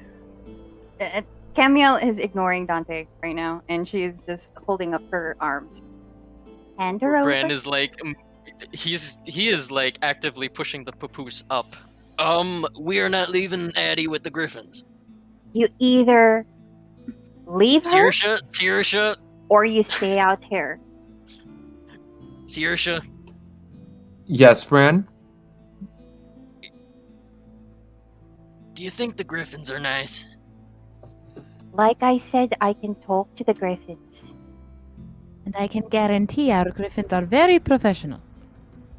Thank you. Now hand her Very over. welcome. Brand kind of makes a pouting face. I think you can trust Camael and Seza, Bran. If they say that the Griffins won't harm Addie, then I think it's best if we adhere to the rules of this place. Should probably trust our captain, Bran. You're right. You're right. How could I forget? Camael My just captain. scrunches her nose. Captain. Captain. Bran slowly, with a visible pout on his face, he kind of lowers the papoose from his armor and he lets little Addie out, who kind of crawls out of the papoose and tilts her owl head almost 360 degrees just to look at everyone around. And he kind of guides Addie towards the Griffins, and Bran kind of eyes both Griffins. It's a gesture to show that he means business if anything were to happen to his owl bear. Since Camael And- can speak to animals, I know that this is a very emotional, very, very emotional scene. But Goddamn since she can communicate, she will DM. Yep. Is it possible that she will be able to communicate with the Griffins? Yep. And What are you saying to the Griffin?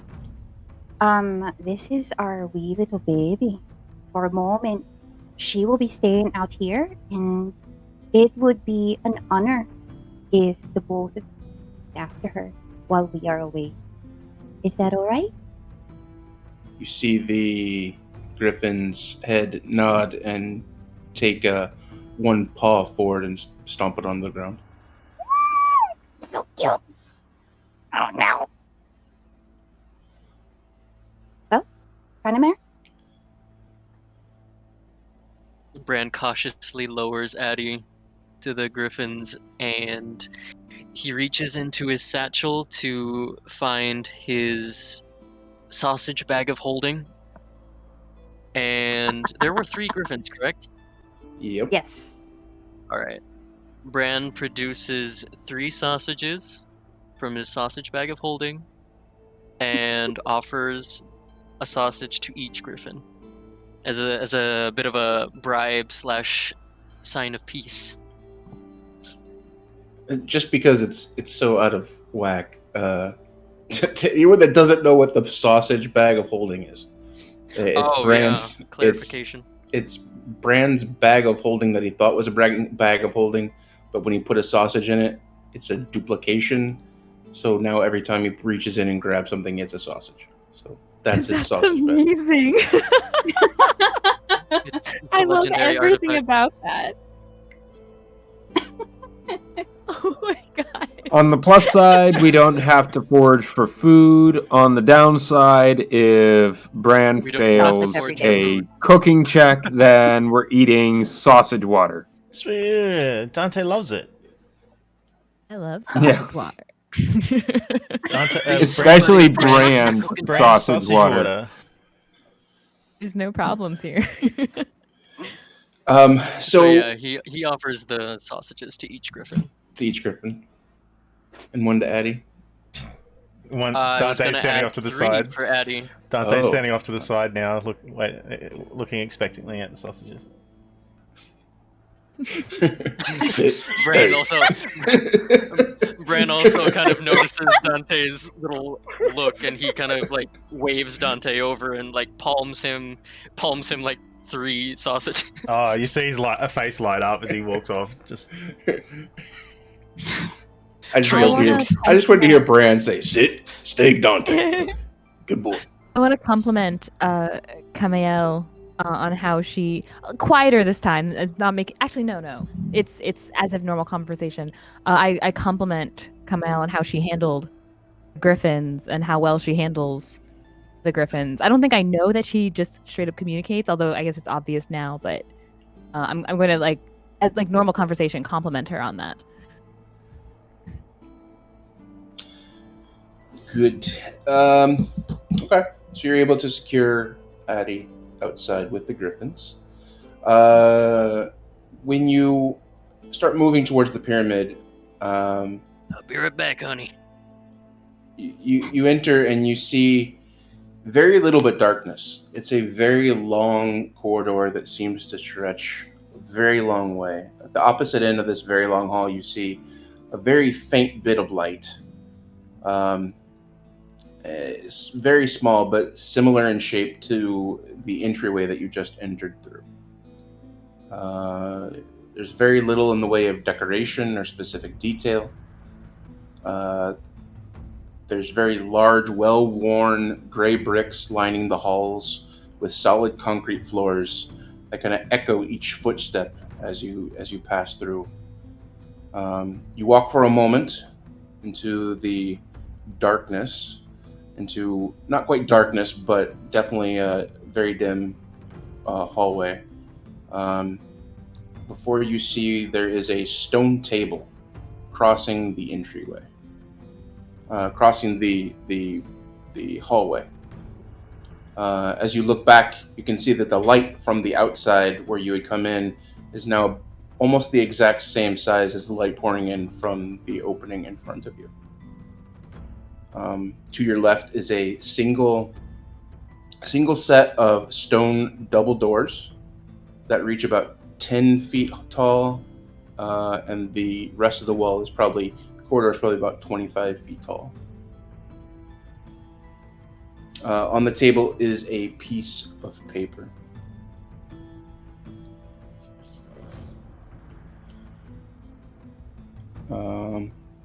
Camael, do you step up? Of course, yeah. Camael will approach the table and look at the piece of paper. The piece of paper says, "Trial of the body. A paladin must rely on his allies as well as their own strengths to be able to be victorious against evil. In this, the first of 3 trials, you must enter into combat with your allies against an unnatural creature. The limitations of your physical being will be tested. Prepare for anything." Camael will read this out loud so that the rest of the party will know. And she just looks at it. Looks at all of them.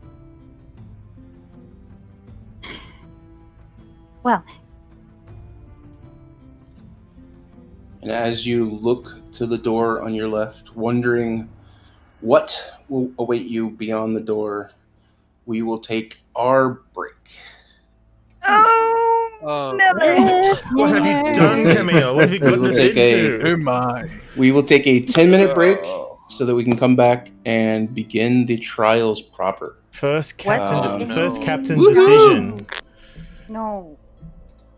Which What way is do we your go, leader, Captain? Jonathan? Right? Yeah. Oh, Captain, our Captain. No! Look at Oh, me. yeah. I am the captain now. No, it feels weird. Did not address this earlier, but we usually catch up on likes and the sort during the break, and then also when we leave. I did not mention this earlier, but the lady writes, thank you for the follow. That was 2 days ago, but thank you anyway. And Virus, Vyyrres, Sounds thank about you right. for the Yay, follow Virus. as Mhm. well. I thought the name sounded familiar. Yeah. But I definitely know the lady writes. I'm in her stream sometimes in the morning. But thank you for all of that. Thank you for the support there. We're going to take a 10-minute break, and we will be back shortly, Thank you. ready for Yep, thank you. what awaits us. Hello, hello. All right. Woohoo! We're back. All right. and I will Welcome please. back. Welcome in. Let us begin. Common. All right, so you have found your way into the temple and found this lone table with a letter that basically reads that this is a trial, the first trial of 3, where this is a trial of the body, and that the paladin must rely on his allies, must rely on their allies to be able to be victorious against evil, an unnatural creature.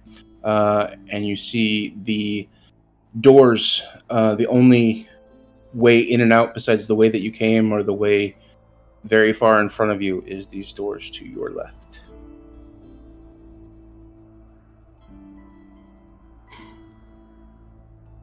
So are We you have to guys ready? fight something? Mm-hmm. It is your time to step forward, Camael. Camael, any idea what this could be? No, Know what if we're I up knew, against. it would not be a trial. Hmm. Understandable. It could still be a trial, even You if you know what is ahead of you, but Yeah. you still must face it. didn't have to say it like that. All right then. In that case, everybody, fangs out. Boltzmann just take out his arcane Okay. firearm. And Sirisha would pull her bow out and string it. Okay. And you walk inside the room. Cautiously. Entering the room, I mean like the room proper, Boltzmann would reach into his bag, and you all would hear that familiar mechanical clinking sound as he lets out Barnabas as well. Bran kind of puts his hands on his hips as he stares at Barnabas, kind of giving Barnabas a knowing look. No friendly fire out there, Barnabas. Barnabas, what Ceza would see is something spider-like, but mechanical, and as it, it's something like a mechanical spider as it hops out from Boltzmann's bag of holding and skitters down on the floor, scanning its surroundings. It notes Bran, and Bran, you could see that there's this almost shy expression on it. If it has a face, it would be something like a shy, embarrassed expression, and it just skitters around Boltzmann, right beside him. So you So, like, the entered. creature is, Yeah. like, mimicking Boltzmann's, like, nervousness? Oof. He's a naturally nervous little thing because in history he always misses or Yeah. When he does Always. hit, it hits Bran. Yeah, always hits Bran. Oh. Bran, you just gotta get out of the way, man. Barnabas, don't embarrass me in front of the. And he, Boltzmann pauses himself. Just don't embarrass me. And So you walk into this round room, a circular room with barricades around the outside, these walls and half walls that are set up, and you walk towards the middle, and you see, as soon as you step, you see the lights, these white rays of energy light up on the floor. And then as you begin moving forward into the chamber, you begin to hear noises.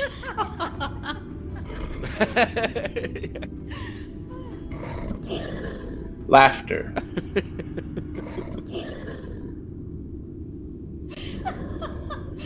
Is it like a cruel kind of laughter? Or like Yeah. Hold on one second. Sorry. It's actually on the on Boose's end. Oh no, we got hit. What is this, Doom? I disconnected the stream, so if you go back and hit the stream, you'll get the sounds again. Rip and tear. I don't know if it's some of the sounds in here. Oh, maybe. Now you should know that you started watching the second stream. Okay. I was worried to hit the button. I thought I was gonna get like some kind of weird echo or something. No. As you, Oh, for fuck's sake. from behind one of the walls,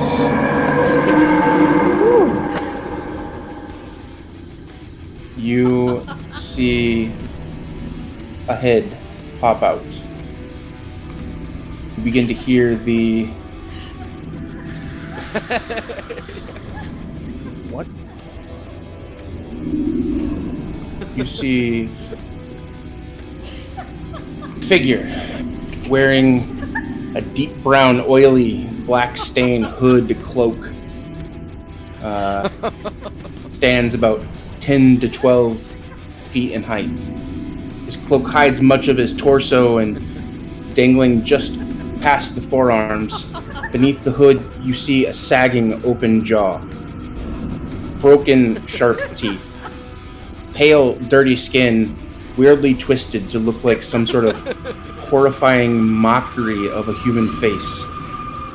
Wears red stained leather across his legs and body and heavy boots, and his right hand is missing below the forearm, and where the hand should be is now a long, double-sided blade affixed and built into his arm. And he walks out into the further out into the chamber. Everybody roll for initiative. Wait. Oh no. For it. Now you, Fangs out. everyone roll for initiative. Select your character, your token as you do so. What the hell is this? Yeah, select your token and then hit your initiative button on your character sheet. Oh my god! Nice. Oh, do you Very have to? nice, It looks like it very went nice. already. Camael is angry. Oh, but no doubt. Oh, I get it. Okay. Does the creature have a higher dex than Bran does? We both rolled 14. +2. Yeah, it's faster.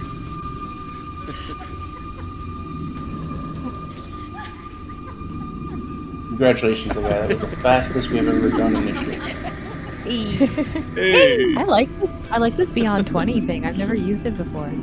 Yeah, it's actually really, It's really great. neat because I like the gooey nature of Roll20 or the gooey nature of D&D Beyond, but all the kind of functionality is still here on Roll20. So. Really, I had the more difficulty with D&D Beyond. I found Roll20 to be a lot more streamlined for me. Dante, what you doing? Well, it's kind of a little hard when you're not certain this thing's going to attack us. Dante will. So he has his rapier and shield. He will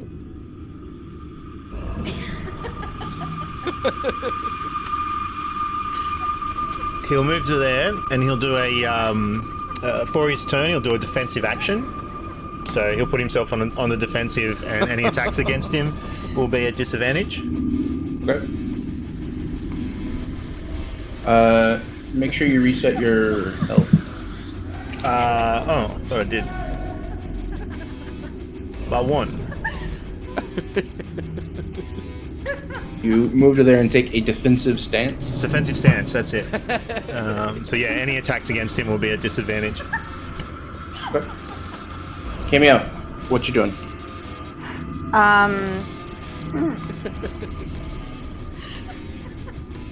Seeing this creature appear at first, when she could only hear the laughter, Camael nervously grips her halberd and just looks around cautiously until this thing appeared. She takes a deep breath and oh no.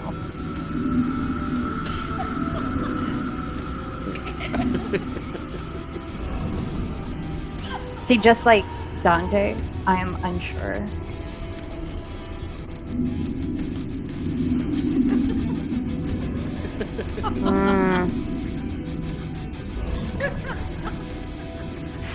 All right, she will approach the entity, whatever this may be, and will attempt to deal some damage. Okay.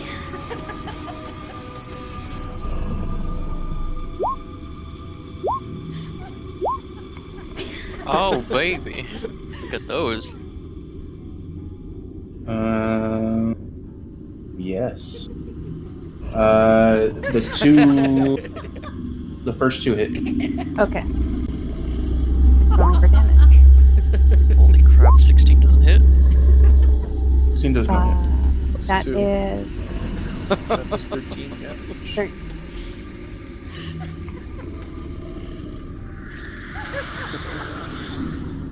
And dealing said damage, she will brace herself as she confronts first foe for this trial.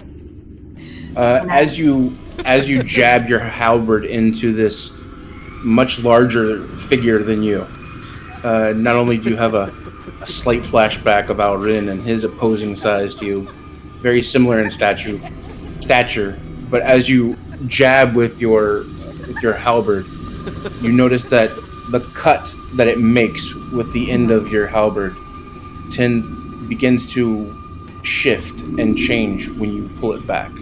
Not just oozing blood or anything like that. It remains open. And even after you've pulled it out, it tends to open just a little bit more.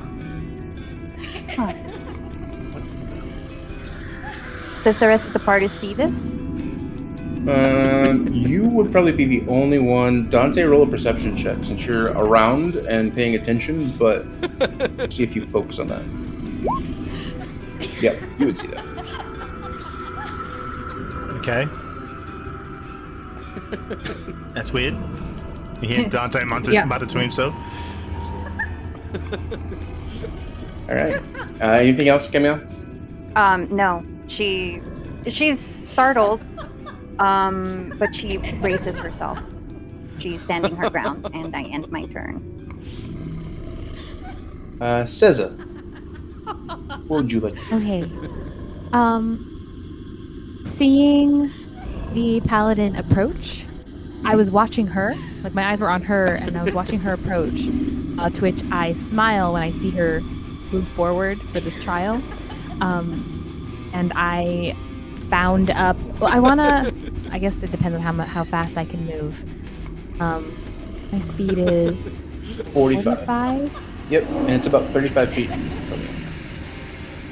Okay, so while she's attacking it on one side, am I able to get, say, like either flank it or behind it? Yeah, if you wanted to do that, you could get probably 45 feet. You could make it to here. Go to the other side. Other side? The other side. What? Yeah, you can make it to. You can make it to. Because then we can flank there. from all sides. Yeah. Like over 45 here. would be there. Here, you can actually go one more square back. To here. Yeah, There you let's go from the back. Yep. So I will move over there, and I will use my where is it? I have an unarmed strike because I didn't pull out my staff. I'll use my unarmed strike. Actually, you could pull out your staff with a free action. Oh, cool. Actually, as you, I didn't explain this before. The extendo staff actually works a little bit differently. It's actually a part of your bracer, and you would need to extend your hand, and it would become and wish for basically a wishing of the staff, and it would extend to a normal length, and then it has extended range if needed. Okay. If I have my staff, can I still use the bonus action of unarmed strike? Yes. If you use any melee, will cause you to earn your other melee. Okay, then let's do that because the strike, the staff does more damage. Yep. So I'll run behind it as Camael is hitting it with her halberd, and I will pull out my staff and whack it. Let's hope this works. Let's see. Into VT. Did it go? 7, yes, 27 hits. Whoop. All right, so I'll smack it then you're with using my it. staff, Oh, and then I'll do the bonus action. She Okay. she gets 2 attacks, doesn't she? Yes. You have attacks per action. You have 2 attacks per action. So you can you Sweet. use your staff twice. I will strike it again with the staff. 20. 20 hits. Cool. So I kind of bring my staff like a very trained style, like one hit around my head, a second hit. And then I want to do the bonus action. I think I can do flurry of blows is a key point, which lets me make 2 unarmed strikes as a bonus action. I'll hit that twice. Boop and boop. Did it go twice? You just did the description. Click on the number next to it. Oh. Whoops. Or actually, you can hit if you hit the fist on the very left-hand side. Oh, I thought that's what I hit. Oh, I hit the wrong button though. Okay. That one go? Both of those went. 23 and a 25 both hit. Awesome. So another 19 Like- damage. Damn. So I took my staff and I smacked it both ways, and then I gave it like a crouching tiger, hidden dragon, like 2 kicks. As you're doing this, you hit with your staff, and you notice you hit in a very similar spot to where Camael's blade had gone in. And as you hit it, you see the wound actually grow open. Even though there's nothing sharp on it's just a bludgeoning instrument. You see that the wound opens, and you can see that it kind of splits at the end, and it almost looks like lips and a mouth. And as you begin to hit it with your flurry of blows, you see the other mouth begin to open, and noise begin to coming out. Oh, Laughter this thing is very emitting. strange. Emitting from this beast. I think, does that end your turn? Unless I can shout out that each strike is a mouth or something like that. Yeah, you'd be able to shout that out quickly, sure. Yeah, so I'll just shout out to them. Every wound is some kind of opening, some kind of mouth. Okay. I'll get ready to. I'll just stance myself. Okay. Branimir, what you doing? Alright, so I guess seeing this hulking creature approach, Bran is, again, similarly to what the DM said, is reminded of Al-ren's sheer size. And he recalls how Camael stood on her own and fought against Al-ren and took all this damage, but this time Bran is very determined to make sure that doesn't happen again. So he raises his shield, pulls out his warhammer, and dashes off to Camael here, and takes his stance next to her, and acknowledges the call out from Seza, and will act defensively. He will... How do I put this here? There we go. He will use Compel Duel on this creature.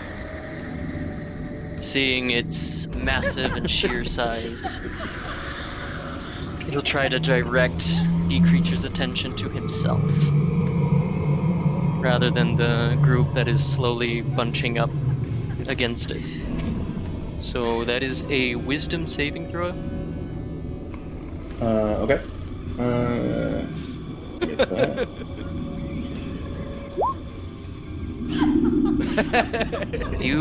He fails.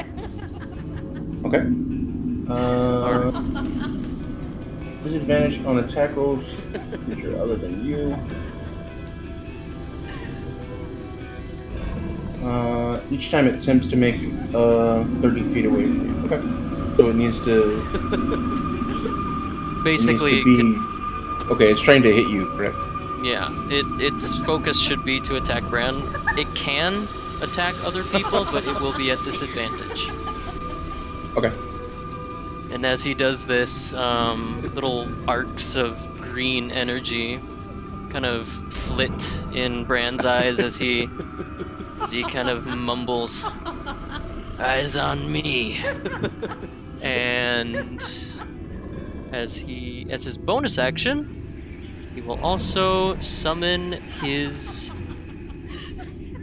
little spiritual weapon right here. There we go. Did that appear? Yes, it did. Alright, just making sure because sometimes these icons don't really show up. And he will take a swing with the spiritual weapon. Attempt to, anyway. No. 8 does not hit. The scythe just kind of harmlessly bounces off. Yep. You swing and it does not make contact with the beast. You see it kind of swat at it as it tries to make contact and pushes it out of the way. Yikes. Okay. And with that, Bran will end his turn there. Okay. Sorry. Who's next? Next is the Laughing Hand. What did you say? The Laughing Hand. This creature, I mean. This creature will move. It's compelled to move towards you, Bran, or is it just can't move away from you? It cannot move more than 30 feet away from without a Bran. wisdom check. Okay. Yeah. It will step towards you anyway. That will give an opportunity attack to Seza, correct? Yeah. I believe Camael as well. No, you're still within melee. I see. Okay. So is it any attack? I believe it's. Yeah, you'd be one attack, so whatever attack. So let's catch it again with my staff. Yep. Chair. Aw. Oh, wait. Did it go twice? Yeah, it did. The 26 hit it does once. hit. Sweet. 6 was the first one. And that happened before, too, because I didn't see your first one. You had critted. So on the back end, I changed that. I took the damage from the crit. The 26 does hit, so he will take another 12 bludgeoning damage as he moves away. Just like a quick like swipe of its head or something.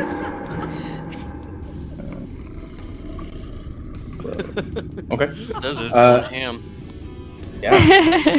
She's very empowered. much so.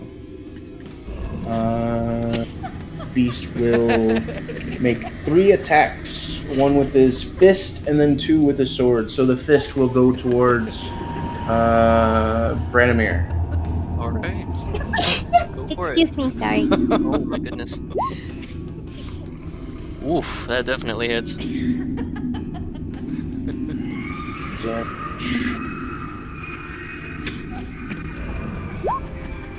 Smack me. It's a 9. Oh, What kind of damage is that?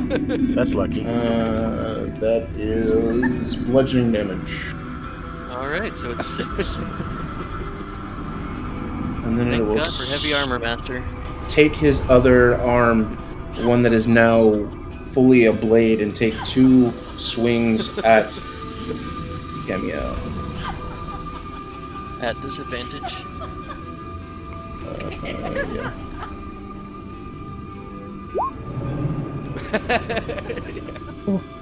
Whoa. And with What the? What? What am I looking that at? at disadvantage? Oh my god. Wow. Wow. That's It's got a disadvantage. plus 12 Yeah. bonus to its attacks. Yeah. Well, I'd like to. I'd like to say no. No, I was So- like, I refute- say I refute I'd that The like to 9, use it's the Sentinel. 28 and the 9, so the 9 counts. Wait, no, that's the damage? What is this? What am I looking at? Okay. Yeah, the 9 was the 28 is damage on lowest. Branimir. I got it.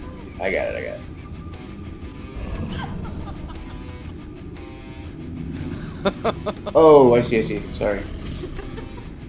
So the 25 is that one. And then the second swing. What does the sentinel do? Makes so I can smack back if somebody gets attacked other than Bran.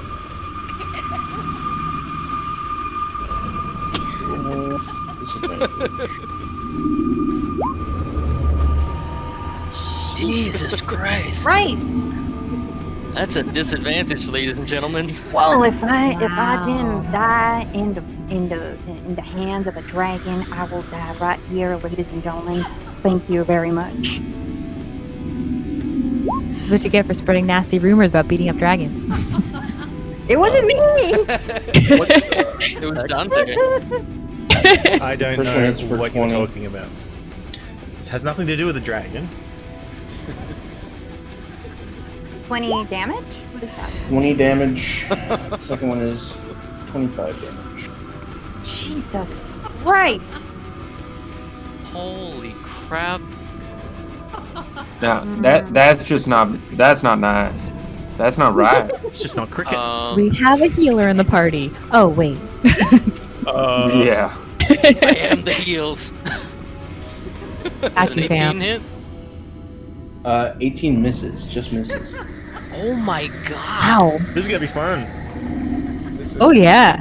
very I'm fun. enjoying myself. I have a big smile on my face. Shit. That sounds like This is it. I thought I was being smart with disadvantage. Well, it could still roll a 1. Still better than not, yeah. It could roll a 12. God, Yeah. No, what's your armor class? It could roll a 9, 8. 22. Oh, God. Sure. This is something. Oh my god. Hey, it's just the first round, guys. Come on. Confidence. Yeah, First second round I'd be Camael is dead. at 27. Yeah, it's Camael, you've been hit, yes? Andy. The halberd. My dude. sounds like she breaks Oh, something. yes, blind. Yeah. Blind. No, I'm not gonna do that. Not yet. Alrighty then. That was his It turn. has 3 charges. I said not yet. That was its turn. Saoirse, it's your turn. Okay. So, seeing everyone fanning out, she would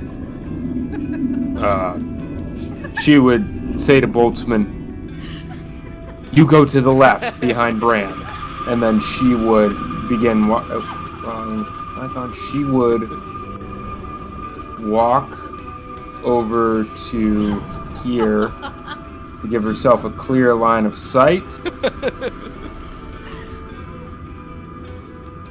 After which, now she doesn't know that if she hits it, it's going to actually break Bran's spell. But she would take 2 shots. Okay, go ahead. And actually, bonus action first, she is going to use Hunter's Mark. So, Okay. 18, I think you said misses. 25. So the 25 should hit, if I'm correct. This is insane. And 25 does hit, yes. there is the Hunter's Mark damage. So 14 piercing damage.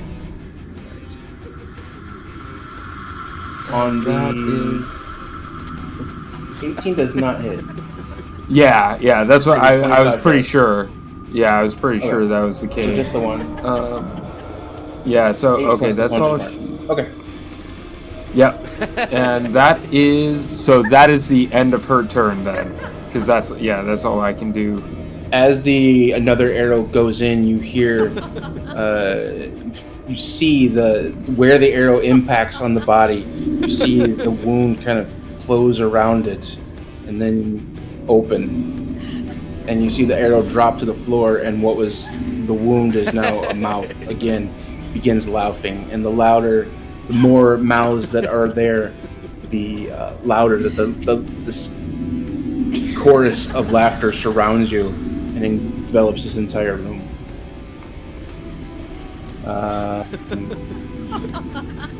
Is that your turn? Yeah, that's her turn. Boltzmann. Boltzmann nods at Saoirse's suggestion, and he moves towards to the left, to his left, and rushes over. And as he moves, he takes a look at the walls of of this room. Does it look like Barnabas would be able to scale it? Yes, from the outside you would be able to scale. Yeah, you'd be able to scale them. Concrete walls, tiled walls. All right, And it goes up probably 40 feet, where you can actually see. Past the 40 feet, you do not see anything but darkness. You do not see a roof. All right. As Boltzmann rushes over towards his current position, he issues a mental command towards Barnabas. Barnabas acknowledges it. It skitters off towards one of the walls, and with 10 feet of movement left, scales the walls, digging its claws, or at least finding crevices into which its metallic legs could dig into the walls, and positions itself up there, 10 feet to the wall, overseeing all of this. Okay. And Boltzmann moves over here, and he has his arcane firearm already trained at this massive creature.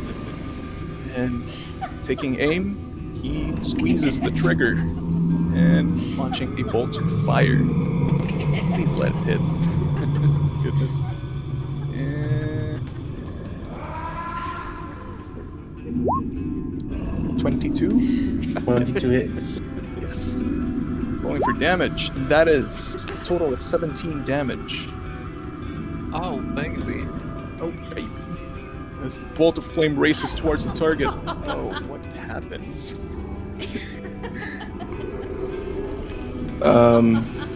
So yeah, you definitely do see ball of flame does connect, takes damage, absorbs you see him reach out in pain and scream, but the scream's filling with laughter as well. Everything that he does is encompassing this laughter. The mark that left behind does make another mark, another mouth, this burn mark that kind of sears his skin opens into another maw, and he already has now 5 extra mouths on his body where you can hear the laughter and continue. Seeing this, Barnabas is in a rather overseeing position here. Barnabas would take aim and with its force ballista and with its weapon systems attack with a force ballista. The lance of magical energy shoots from him, and oh my god, Barnabas, why? An 11 does not Does not hit. the bolt, the magical 18. bolt. Higher than 18 doesn't hit. The magical bolt goes wide and hits the A floor. small speaker pops out of the top of Barnabas! Oh god. I swear Barnabas is gonna have its mind of its own eventually. The lance of magical energy hits the floor just behind Bran. And then It is the top of the round. It's the second round. As you continue to press on, trying to combat this very interesting creature, you see the lights on the energy beams on the floor that are giving off this light flicker for a second. The light dims and then comes back slightly blue colored.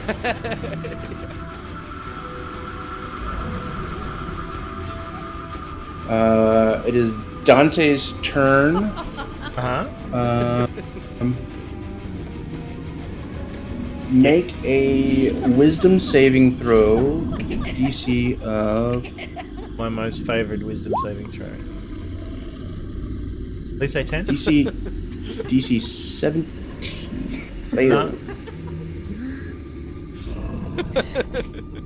You are now considered frightened. Okay. Well, that means he can't go closer to it. So he'll drop his shield, put his sword away, and whip out his crossbow with a +1 bolt, and take a shot at the stupid bugger.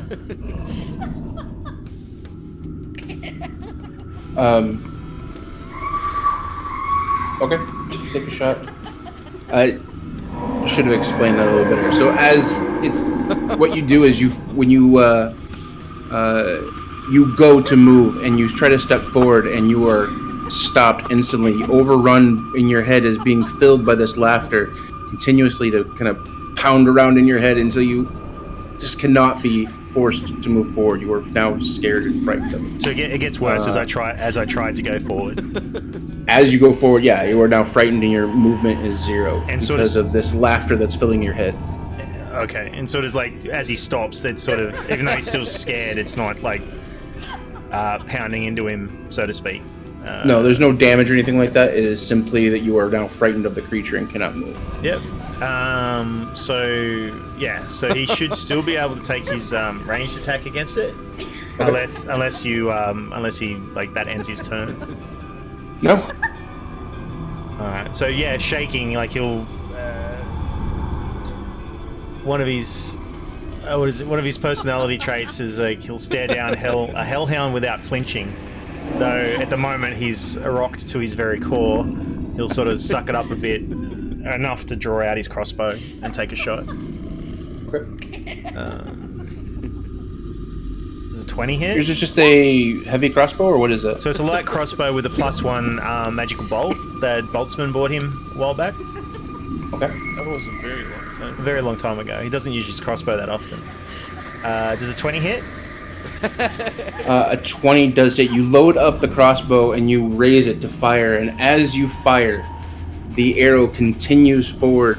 This glow that it was about it when you first launched it, as soon as it gets near the creature, as soon as you picked it up and put it into your thing, you notice that the magical aura that normally is surrounding these things are not surrounding it.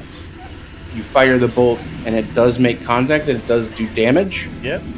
But it does not take additional magic damage. All right. So the +1 attack still apply? No. No. So that was a Because it's 9. magical aura. All right. So that's a 19. Does a 19 hit? It's a. I'm sorry. Yes, the D. No, a 19 does not hit. Yep. So the arrow would deflect it from the creature. Cool. That's his turn. Okay. You'd hear him cursing out in darkness.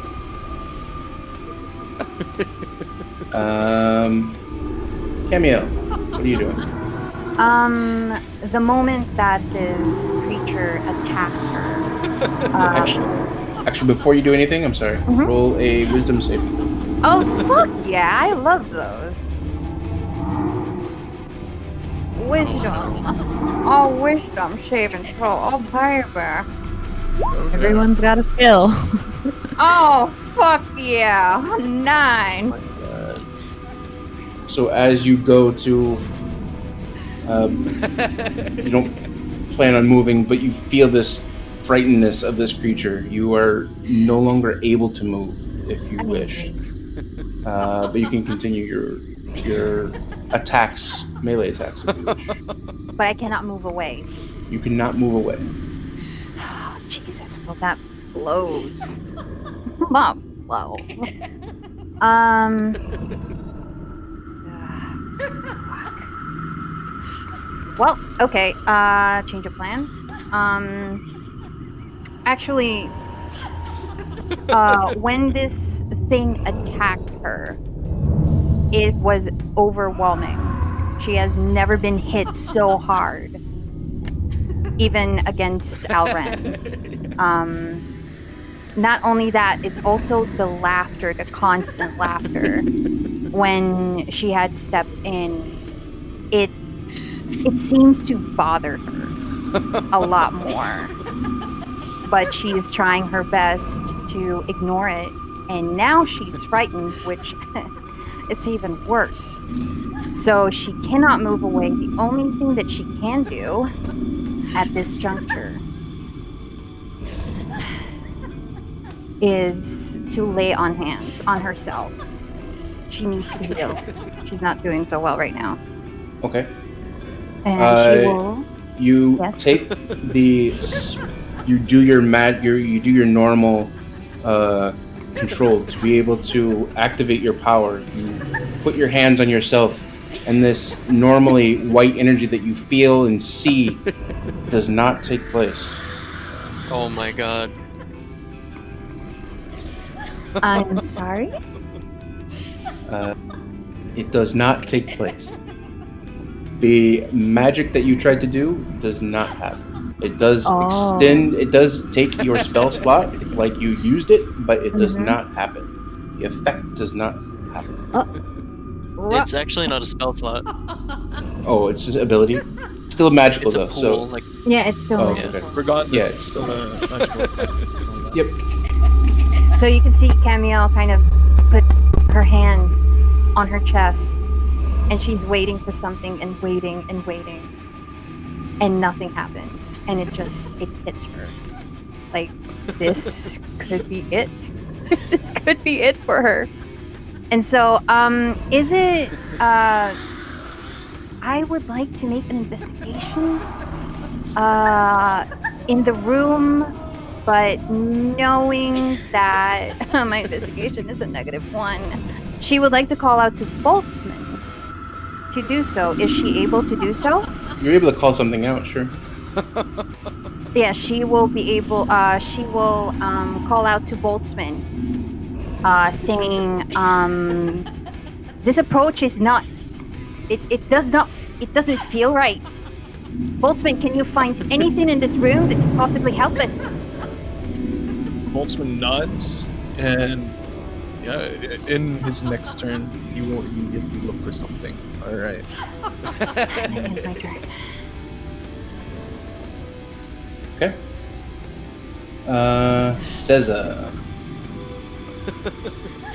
Does my hand of healing also count as a magical kind of healing? All it says is you spend a key point to touch a creature? So, though knowing about this ahead of time, you would still be able to use key points, but all the effects are not the same. So something that is a magical effect would not have... You wouldn't know this, but something with magical effect would be affected. Something without a magical effect, so something like your hands, they say they're magical item, they're considered magical items, those would still be used as fist and still would have the damage, but it would not be considered a magical item. So the healing is not magical? The healing would still be a magical effect. Oh, okay, the healing is magic. Okay, got it. You're right, I would not know this.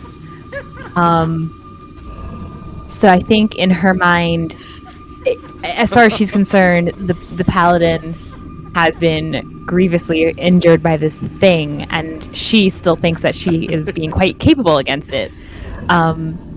So I want to move. I saw both Camael and who is that? That is who is next to her? Bran. Yeah, Bran. And Bran. I saw both Camael and Bran get hit. I don't know if I can get as far as both of them though. So I'm gonna move still within. So I'm re-entering melee range with the creature. Yep. I'm gonna move over here. So I can use my staff again to hit it. Okay. Hopefully it only hits the one time. That's all we need. Oop. Okay. I'm not sure why it's doing it twice. I don't have it selected to do twice, but It's okay. I had that issue before too, so... Okay. 24 So 24 does hit. We'll first. take the first one every time. okay, perfect. So I strike it first, and then I will use another key point for Fury of Blows, for which I can use one of those actions to use Hand of Healing, so I would still attempt it. Because she'd be trying to help and heal. But I guess that wouldn't end up... She'd notice then that it doesn't end up working. I think that Flurry of Blows, after you take the action... Attack action in your turn. Okay, so you did it. Yeah. Yep. Yeah, it says when you use your Flurry of Blows, you can replace one of the unarmed strikes with a use of this feature without spending a key point for the healing. Yep. She'd attempt it, but I guess then she realizes it does not work. Magical effect that you were expecting does not happen. Okay, which tremendously bothers her. And kind of in that bit of bother is when she takes her second strike with the unarmed strike. Okay. Let's do that. Which is a... Ooh!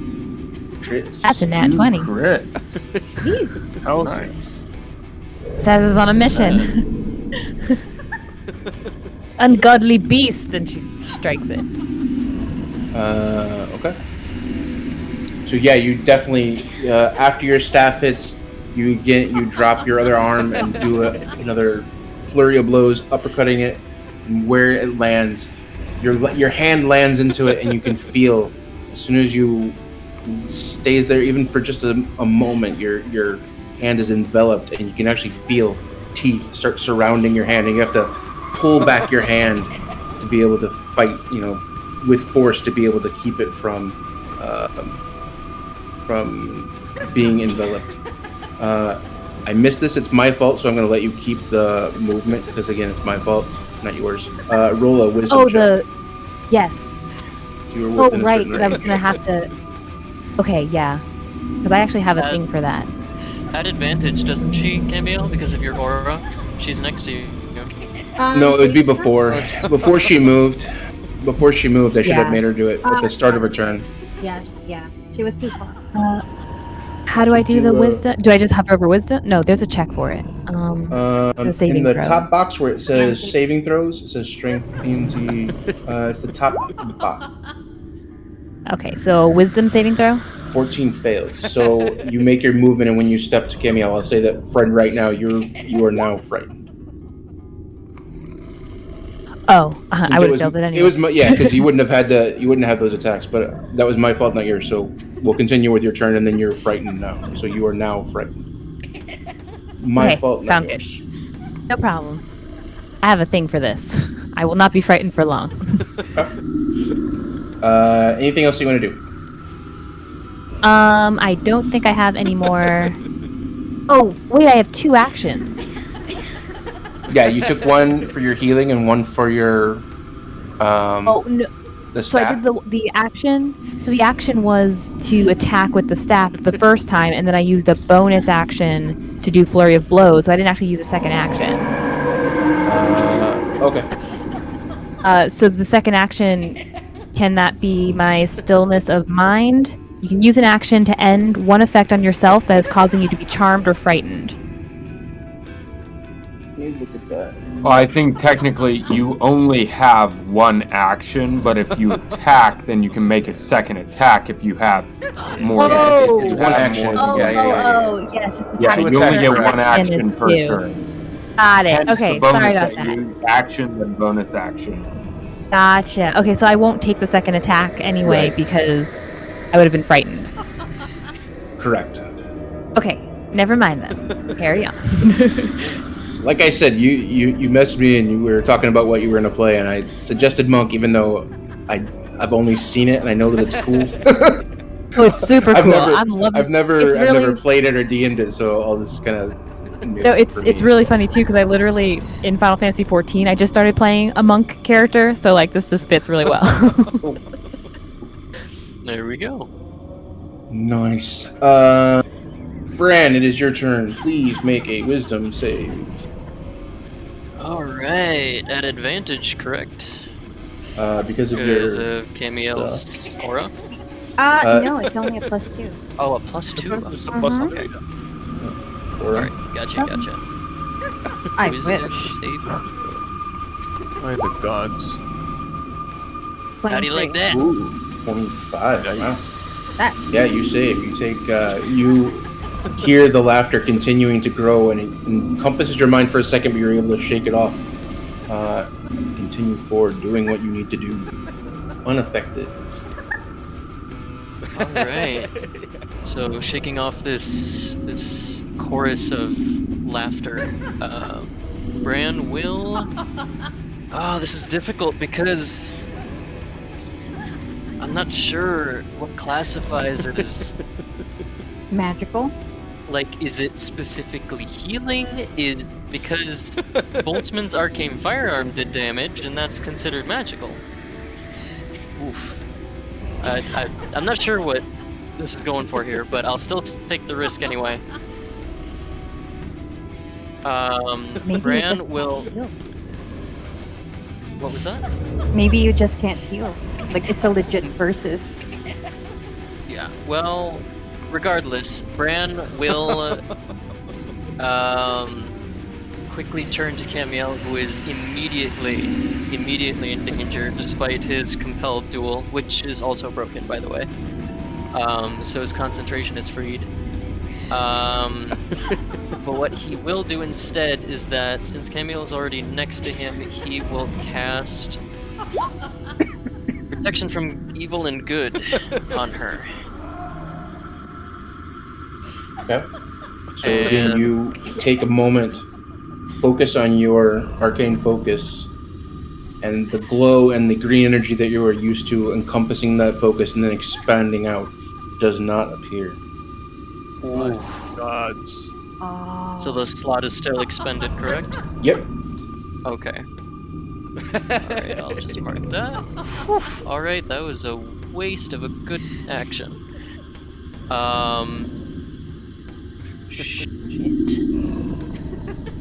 Shit. Whatever happened, it might have just happened a turn ago, because isn't my spiritual weapon considered magical?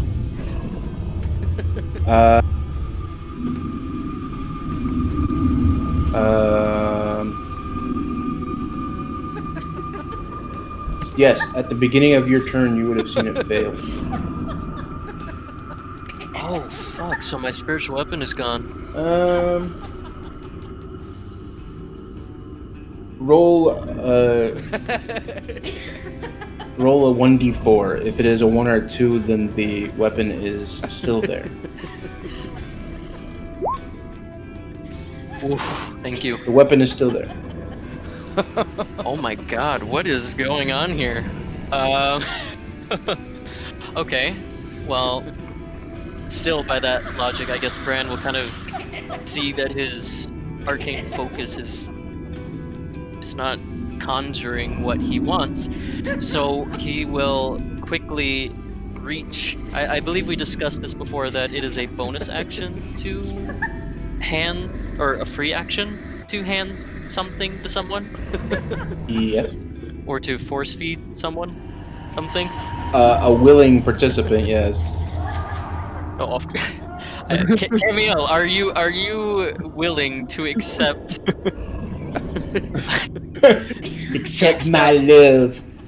Are you willing to accept an item that has not been used since the beginning of... I would say, if you're talking about what I think you're talking about, you would be able to hand that to her, and she would be able to take that as a bonus action. You could not do that as a bonus action. Give it to someone else. It's only for yourself.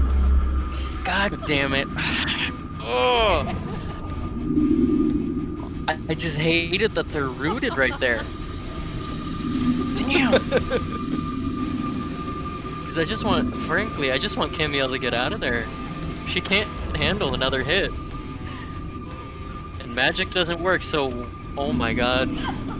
This is it, dude.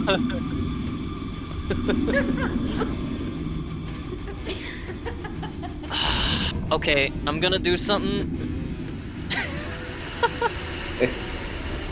It's risky, and I'm very sorry, Seza.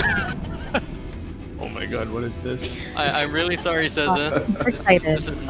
This is not in his characteristic to do this, but these are desperate times, and considering he knows for a fact that Camael can't make another.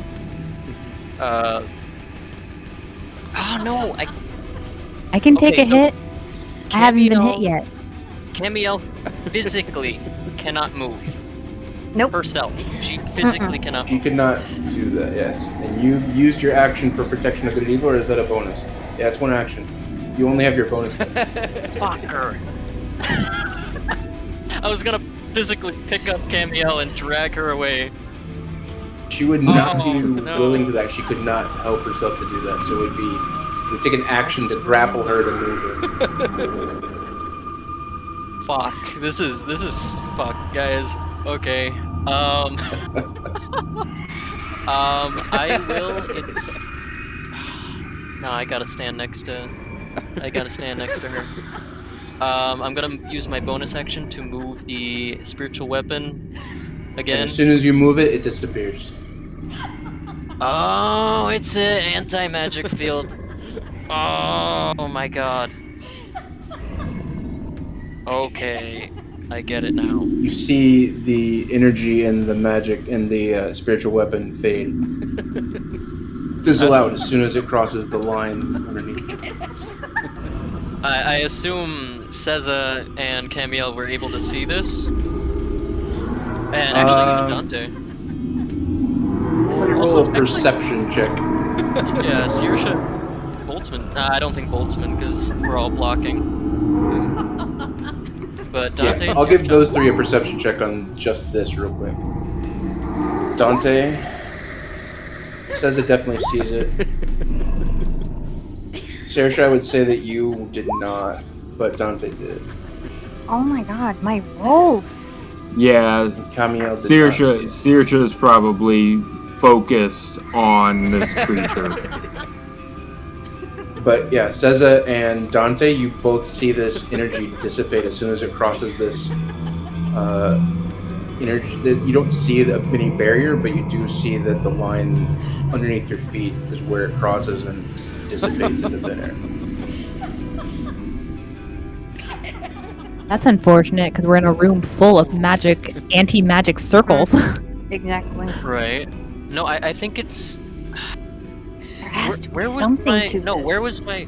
No, my spiritual weapon was here, wasn't it? It was right It was here. within the circle. No, it was right Oh. Which is why it okay. makes you roll. Into the circle.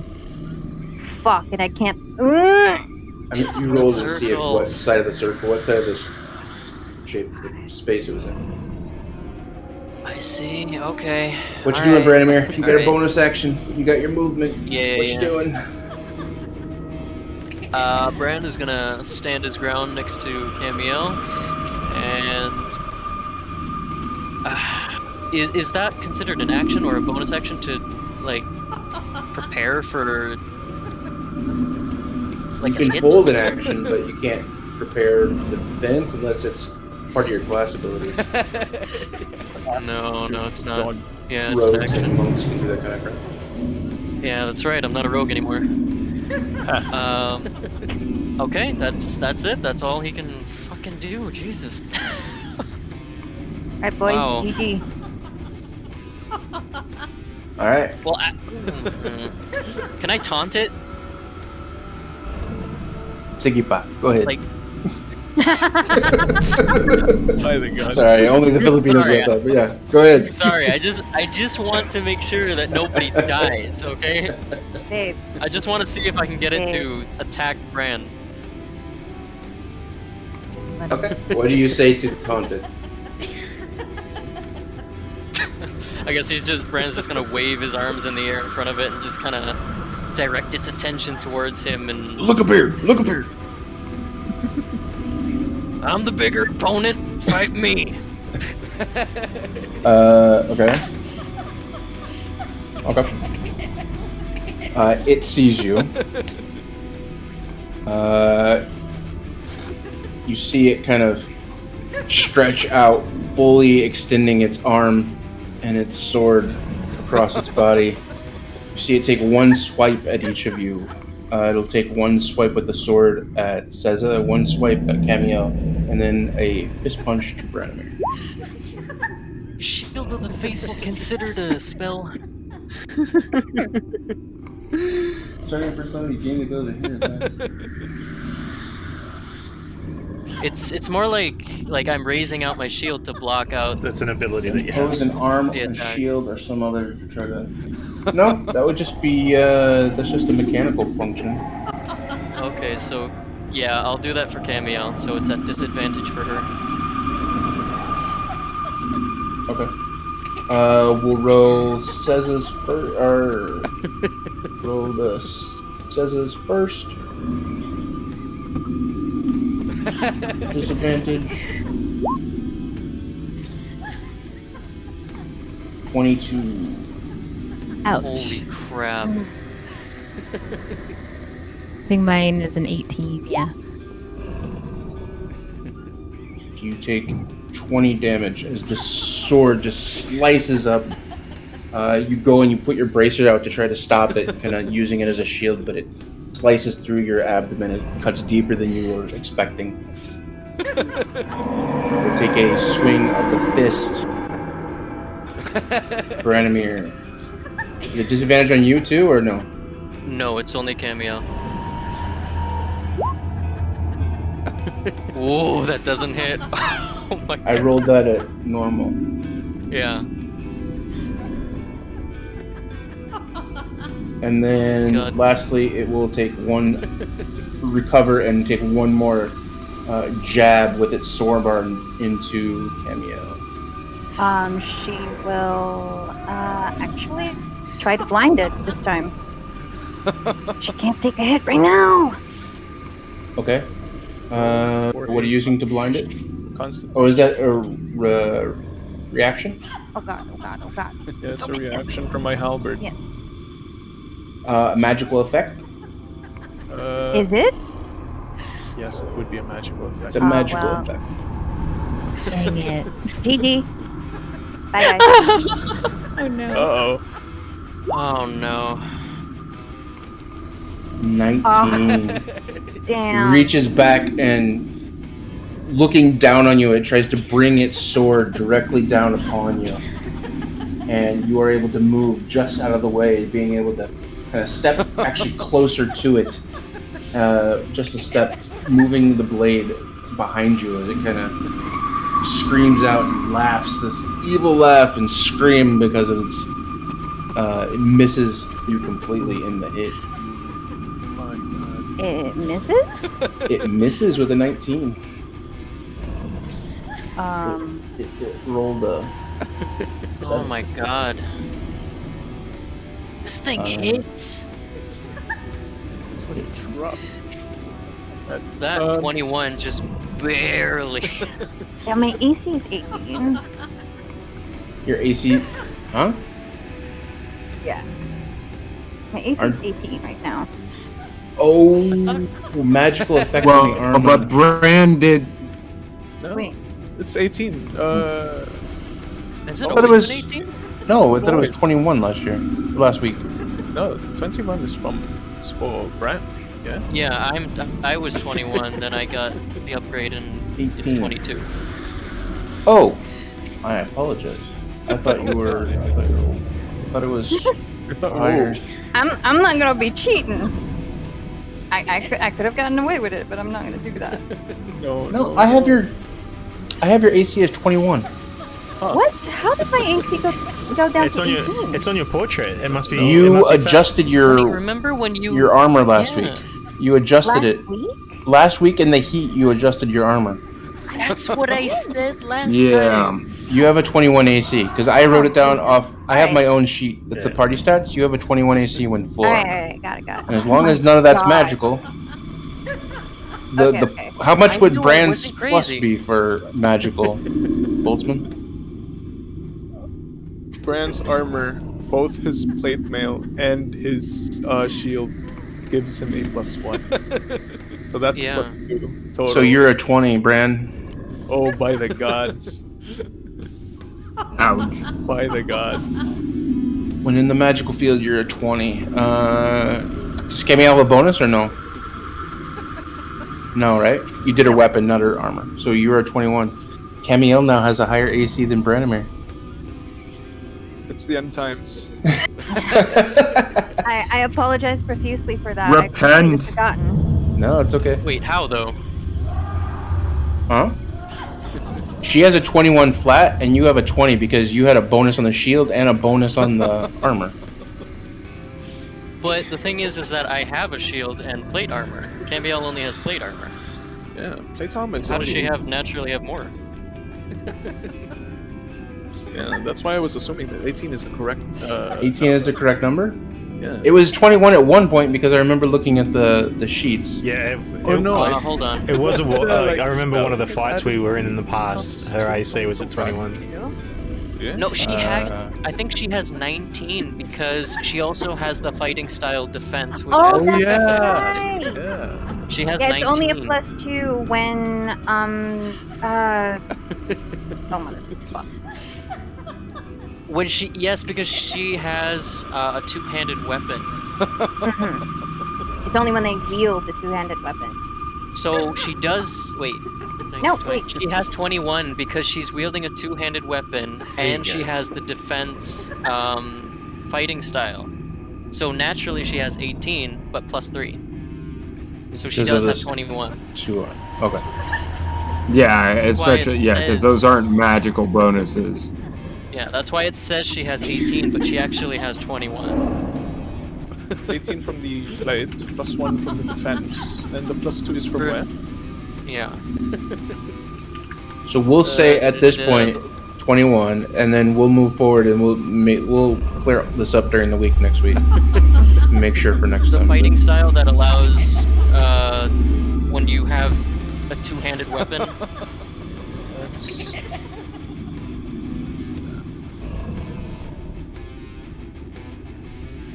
me see. We'll go ahead with 21. You guys keep looking at it and let me know if you find the Yeah. there's something different. We'll go with 21, and then Bran, you're at 20 right now inside the field. Yes. Okay. Gotcha. And that is her turn, Saoirse. Okay, so seeing Seza intersperse, put herself between Saoirse and the creature, Saoirse is going to step back just a little bit, and watching all this go on, she doesn't see the Bran's spells disperse, to see them be dispelled. So Correct. she's so focused because of just now. One thing, just to clarify, since I kind of worked it out with you before, Brad, that Saoirse is a spell-less ranger, so her hunter's mark it's more a skill she has where she just literally concentrates. It's more of a mental practice she has. That would not be, her concentration on that would not be dispelled. Yep. So, do you want me to make a wisdom saving throw? Yeah, I was looking at that. You are the same. You're within 30 feet, so yeah, you would. Oh no, you're 35 feet. And you do not make it. You don't need a wisdom save because you are beyond. Well, hold on, real quick, because I did say she moved. No, she should. I've got 25 feet. Oh yeah. If you move there, it's 25. Yeah. That's because that's where she started. So then make a save, wisdom save, please. Okay, straight wisdom save. Did it? There we go. 20. 20 does I don't know save. why I did it twice. Yeah, I don't know why I did it twice. So I'm sure she hears the laughing. You definitely hear this laughter and are forced to be able to shake it off, but you're far enough away and shake it off. Your mental dexterity is so much that it can withstand. What are you doing? Yeah, so she kind of looks back, probably closes her eyes for a moment, then glares back at this thing coldly, steps back, and then takes 2 shots. So,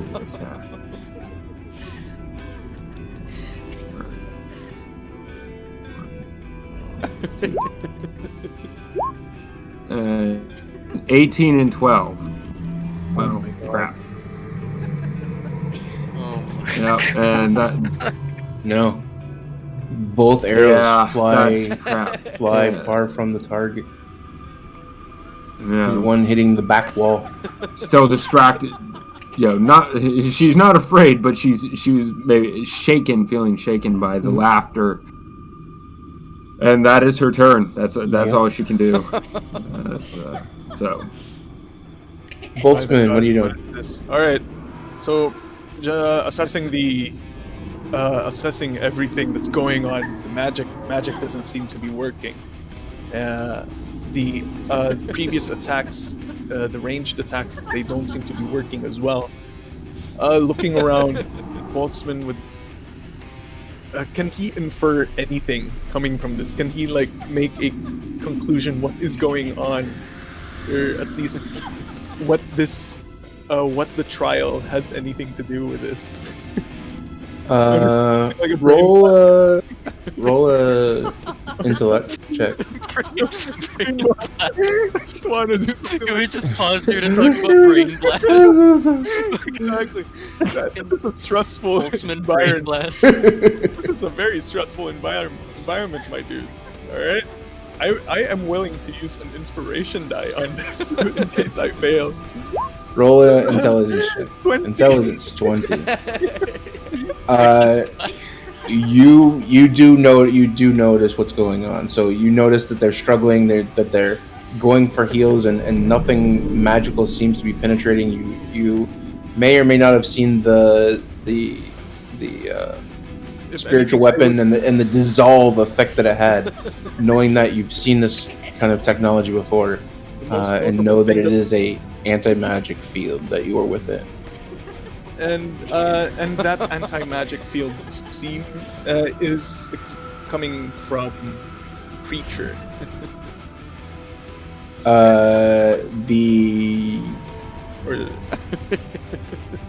You do not know. You know what the only information that you would have had from that would be that the weapon dissolved when it moved nearer to the creature. But that's the only information that you have about that.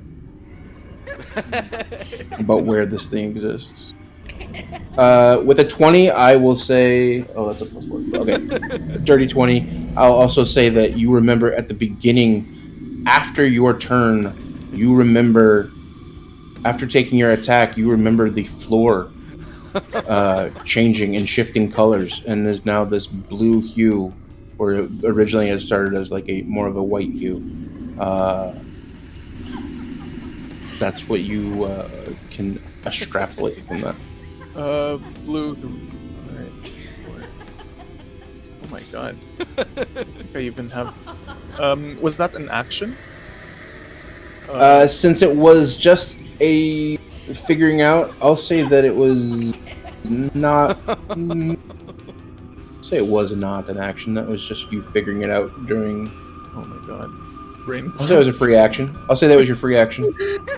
The thing is, I don't even have any. I don't have any physical weapons, unless.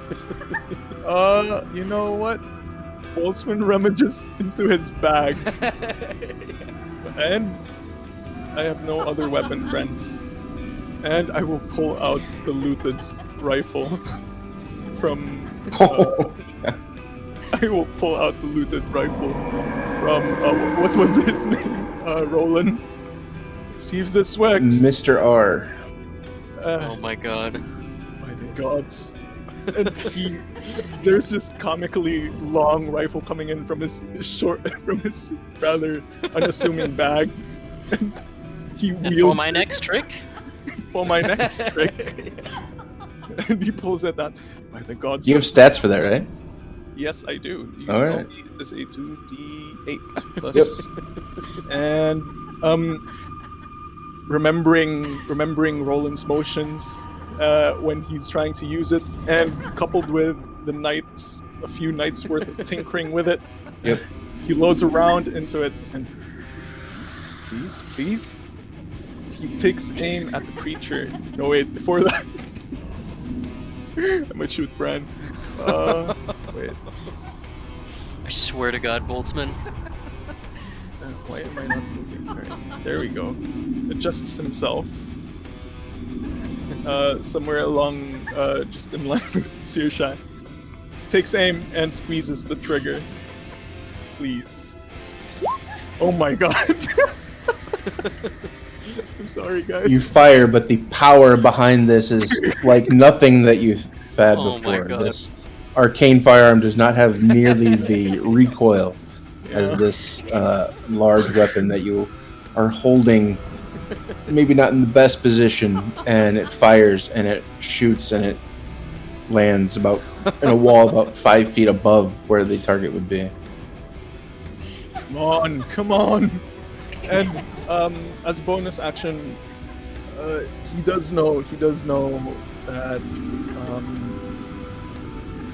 that there is an anti-magic field, but he's still willing to try at least.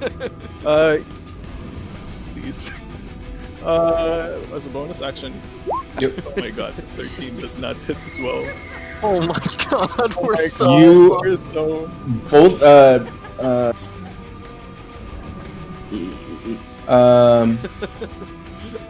what's the thing's name? What's the robot? Barnabas, oh my. I have a brain fart. Sorry, Barnabas. You see the what color is the normal energy coming from Barnabas?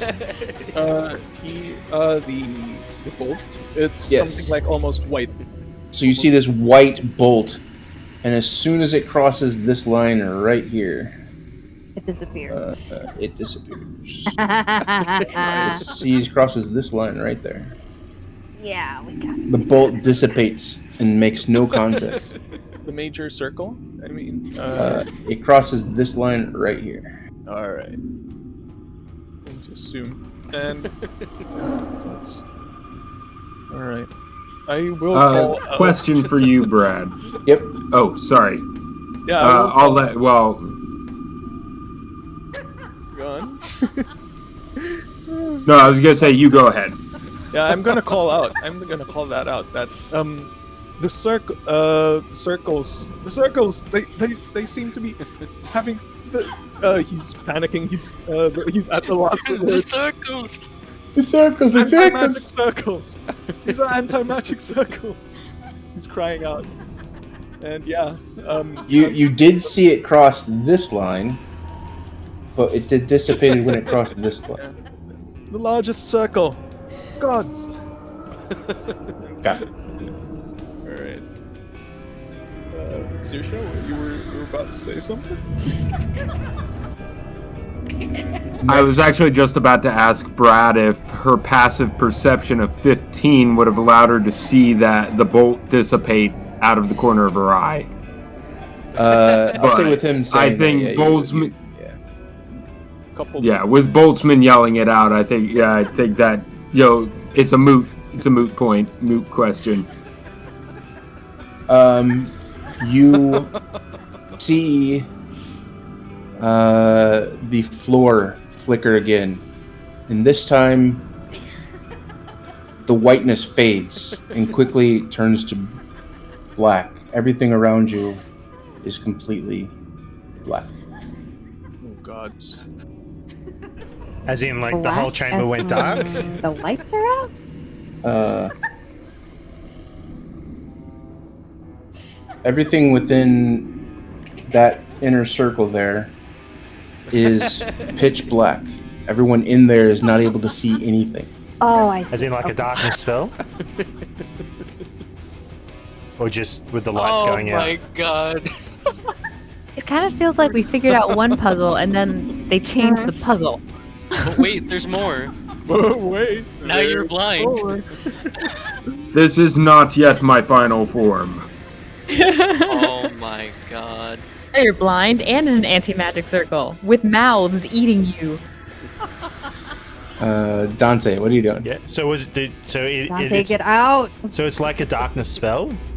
So you can't. It's absolutely weak. Dante, you there, buddy? Yeah. Can you not hear me? You're muted, Ryan. He's Whoops. feared. Whoops. The stream could hear me. That's what counts. Sorry. So is it like a darkness spell, or is it just dark, like pitch dark, like the lights went out? Do you have dark vision? Sure do. You do not see anything. All right. Cool. What? All right. Can I make a save versus that fear, or is it just like? Am I eventually? You make another wisdom save at the top of your turn.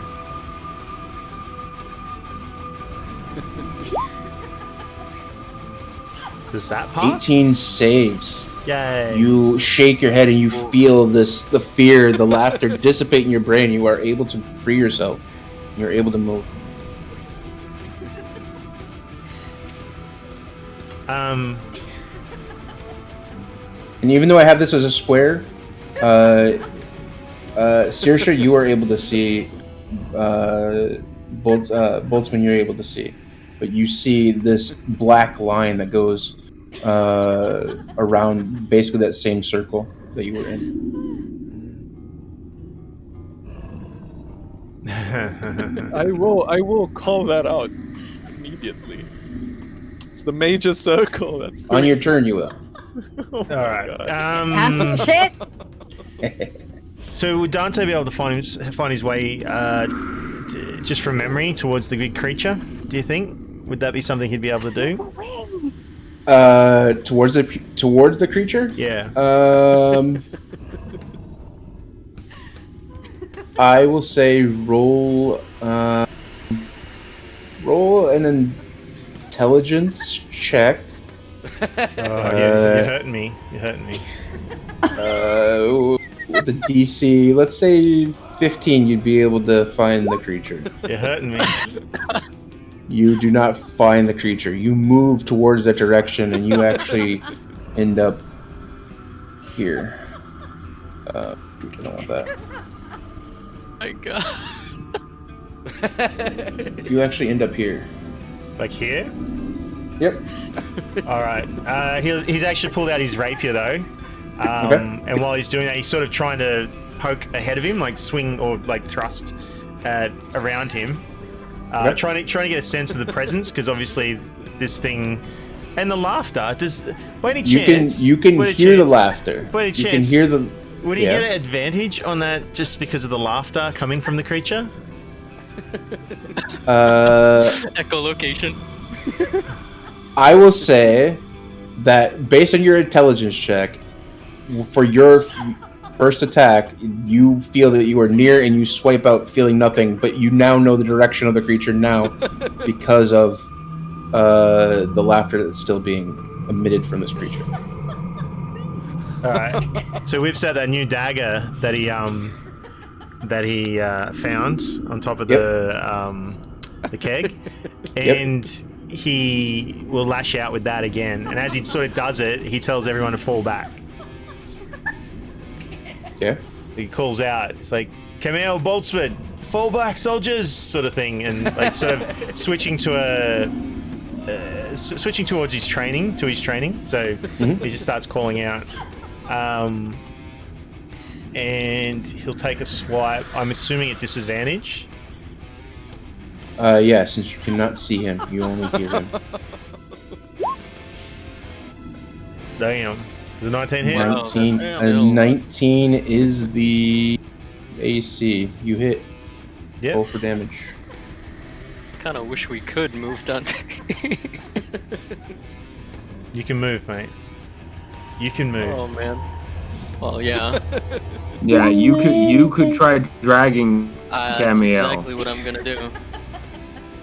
It's called disengage, guys. It's called disengage as an action.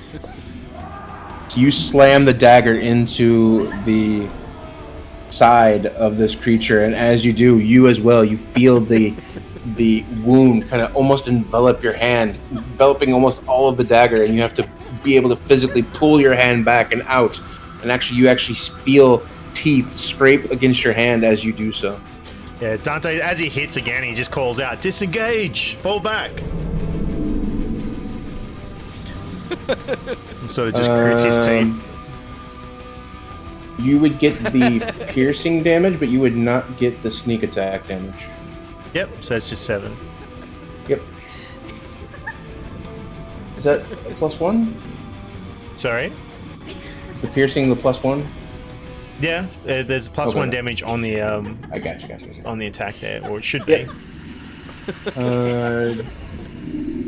+3.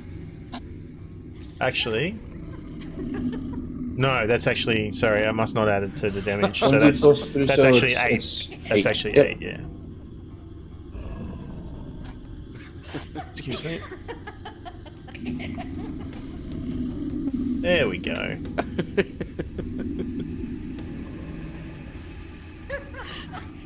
All right. Anything else you're gonna do, Dante?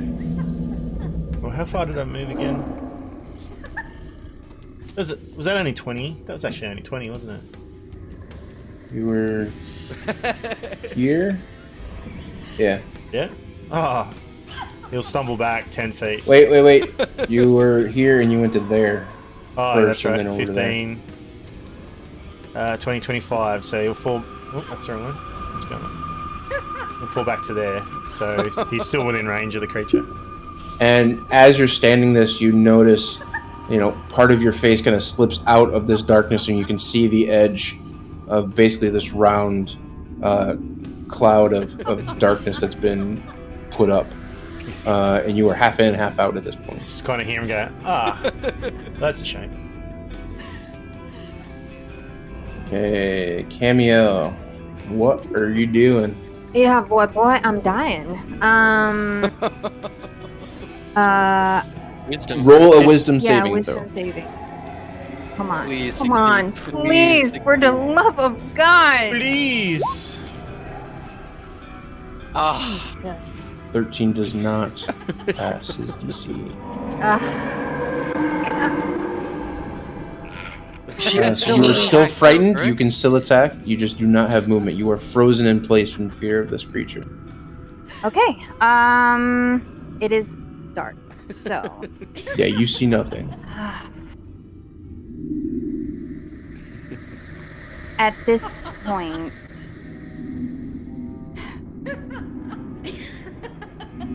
Camael is the fright that she feels is not just from what this this creature is casting upon her, but now it feels as if it is coming from within her. And also the laughter does not help.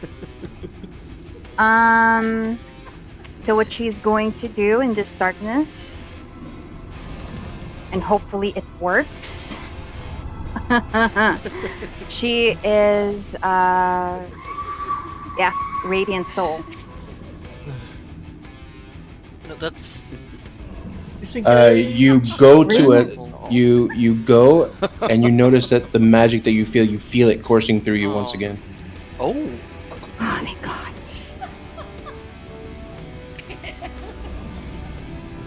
Let's see. Is magic back? In the Right, background. did we change the spell that's on the room? We have magic again?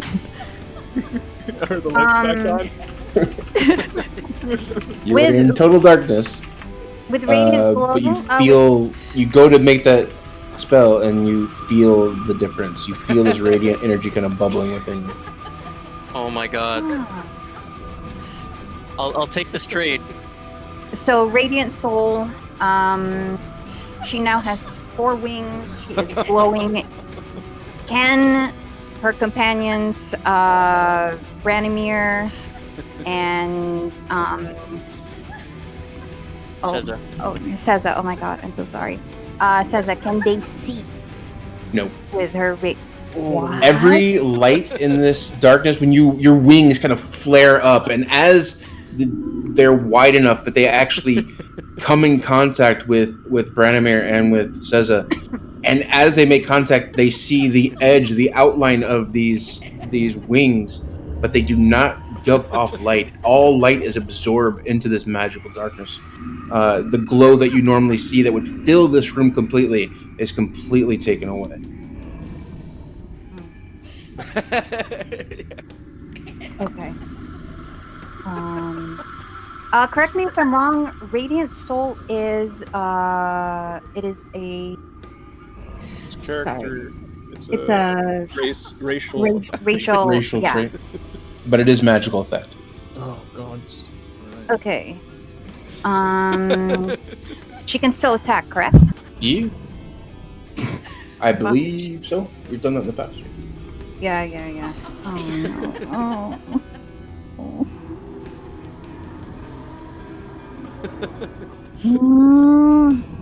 See, she can save herself. It's so easy to be a dickhead.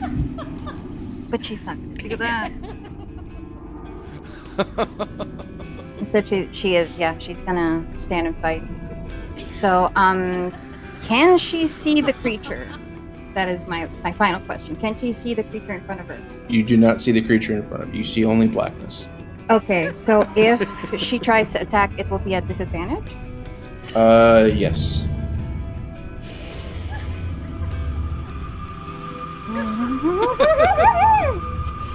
Oh no! What other choice do we have? I can heal. Yeah, you could. But you... Attack or heal. Oh no! Honestly, it depends on what you want to do, because I'm about ready to drag you out of there. Like, out of the circle. I was kind of hoping you'd make that wisdom saving throw so that I wouldn't have to and you could leave and I could just grab Seza.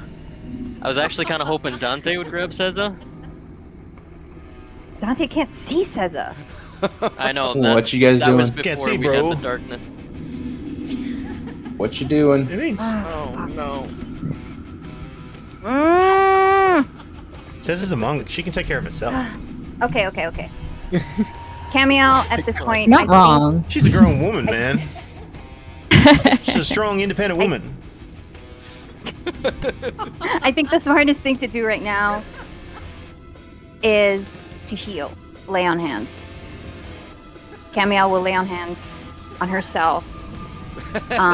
Because this lady cannot go down. Is she able to do so, DM? You're healing yourself? Mhm. Yes. You God. expend the magic and heal yourself. So roll for heal. It's actually not a Uh, roll. Oh, it's not a roll. It's pool. pulling from your thing. Yes. Sorry. Yeah, you would be able to Yep. place hands on yourself and be able to feel that energy course through you, and feel your health. Oh, Strengthen. look, yeah, Bubba. All right, that 25 gone. She needs all of that.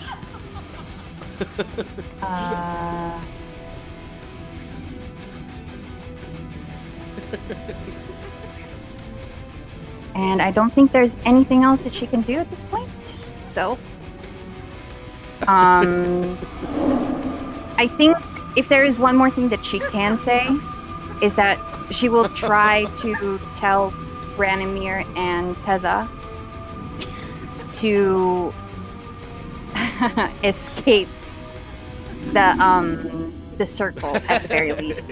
From what she heard from Boltzmann, she will tell them to flee.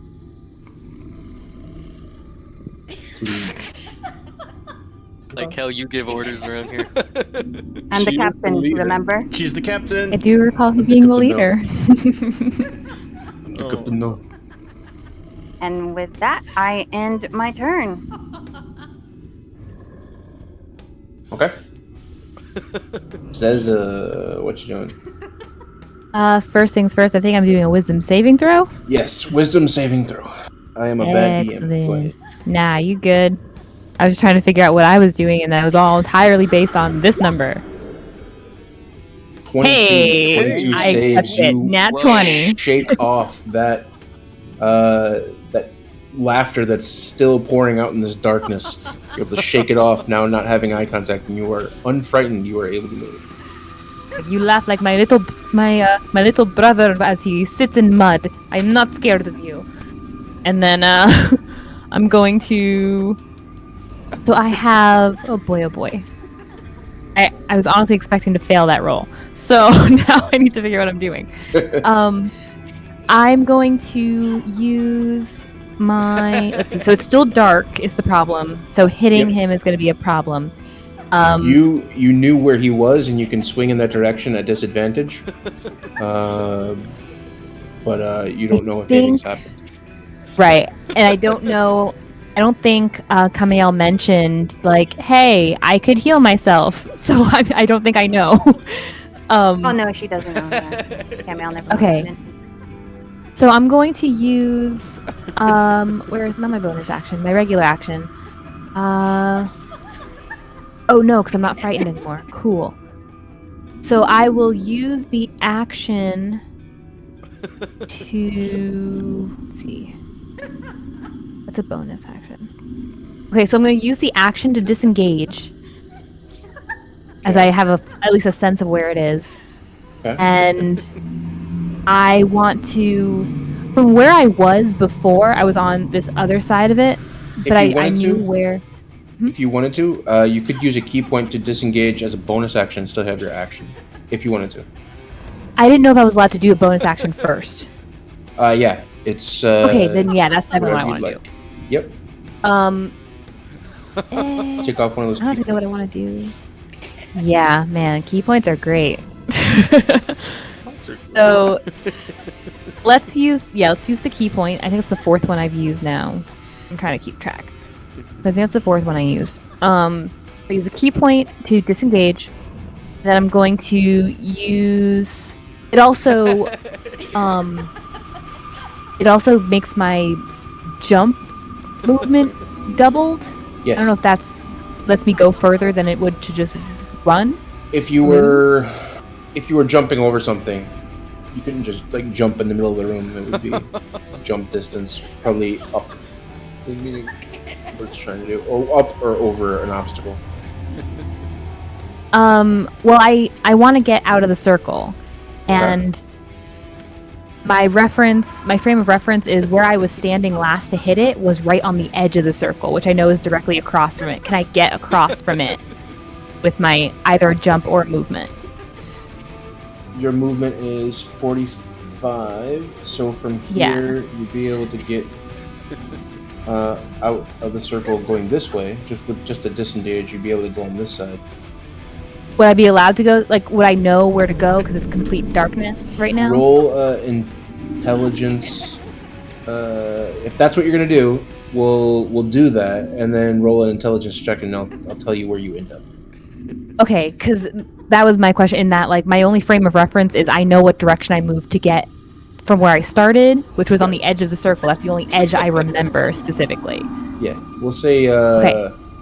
we'll say a DC 12 will get you out of the circle. So roll an intelligence save. So just the intelligence just stat? intelligence. Yep, straight intelligence roll. So you end up moving towards, and you are lost a little bit, and you end up not making it outside of the circle. It should be the 18, yeah? Oh, I only saw. You're rolling. Yeah, okay. Yes. Yeah, it's still 18 does doubling. I'm save. not sure why. Yay! The first one, I'll count Okay. the first one. So yeah, that is an 18. So yeah, you would make it outside the circle. We are gonna GTFO out the circle. Does it matter? Can I choose which side I go, or does it matter? It's up to you because you got movement. You got 45 to move. So yeah, you would be able to figure yourself out. Either way. Okay.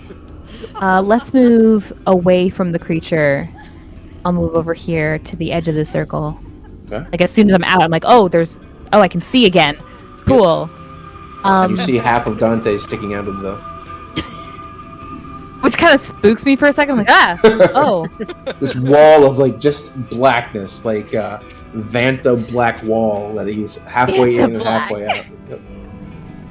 Okay. So that was my movement and the bonus action. So my actual action, I'm going to use Hand of Healing. On yourself. Correct. Okay. Because I can no longer see. And this at this point in Seza's mind, this is a. Oh yeah. I think before I move, I think I'm gonna yell out because I don't know that she's been healed at all. Just yell out, get the paladin out of the circle And I'm gonna jump out.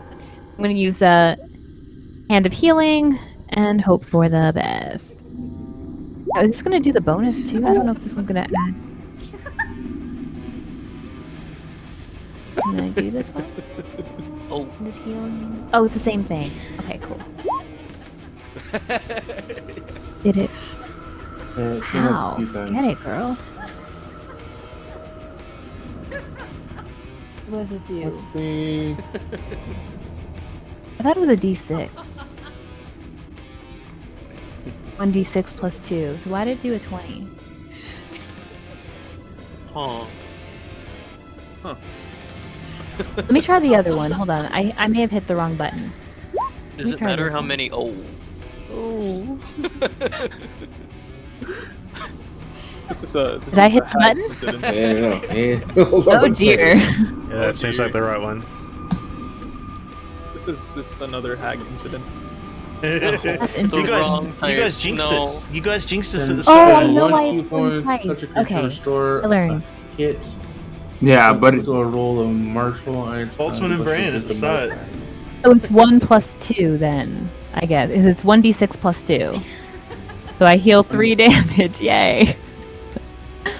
Yeah. Better than nothing. So would like Yeah. to think on the bright side of things. She didn't take that much damage. Like she's not like keeled over or anything. She just wants to make sure that she has a focus and she wants to make sure that Camael gets what she needs to get, which at the moment seems to be out of the circle. You need to get good, girl. You can use the. my There was a God. healing hand that was up above. I don't know what the other ones were. The 1d6 was a 2, so your first roll for healing hands was a 2. But then What? you have a healing hands under your intelligence save. It was a 1d6 that was a 2, but that does not include your dex modifier. Read it again. Wisdom modifier. So you add 2. So it's 4. You healed yourself for 4. It's When 1d6 did I plus roll your this? wisdom modifier. for healing hands. Hand of healing. Yeah. When did I roll the 2? Oh, I see it now. Okay. There. A 2 plus 2, so it's 4. Okay, so we'll add one Yeah. more. Sweet. I'll take that extra. You never know when you need that one extra hit point. You'd be surprised. Yeah, no, I've seen it. No. I've seen it. I've played D&D before. All right. Branimir, what Yeah, you so that doing? was my action and my boosted movement and my bonus action was to disengage. So that's your turn. Yeah, I think so. That wasn't as exciting as my other turns where I kicked this thing's butt. Bran, what you doing? Alright, so Brand can't see shit, right? He can't see 2 Nope. feet in front of him. You feel the wing of Camael next to you. And I can see the faint outline of her wings. Only where it's touching you, you see it reflecting on yourself. But no, all of the light it's not reflecting at all. It's only exactly where it's touching you. Gotcha. Alright, so,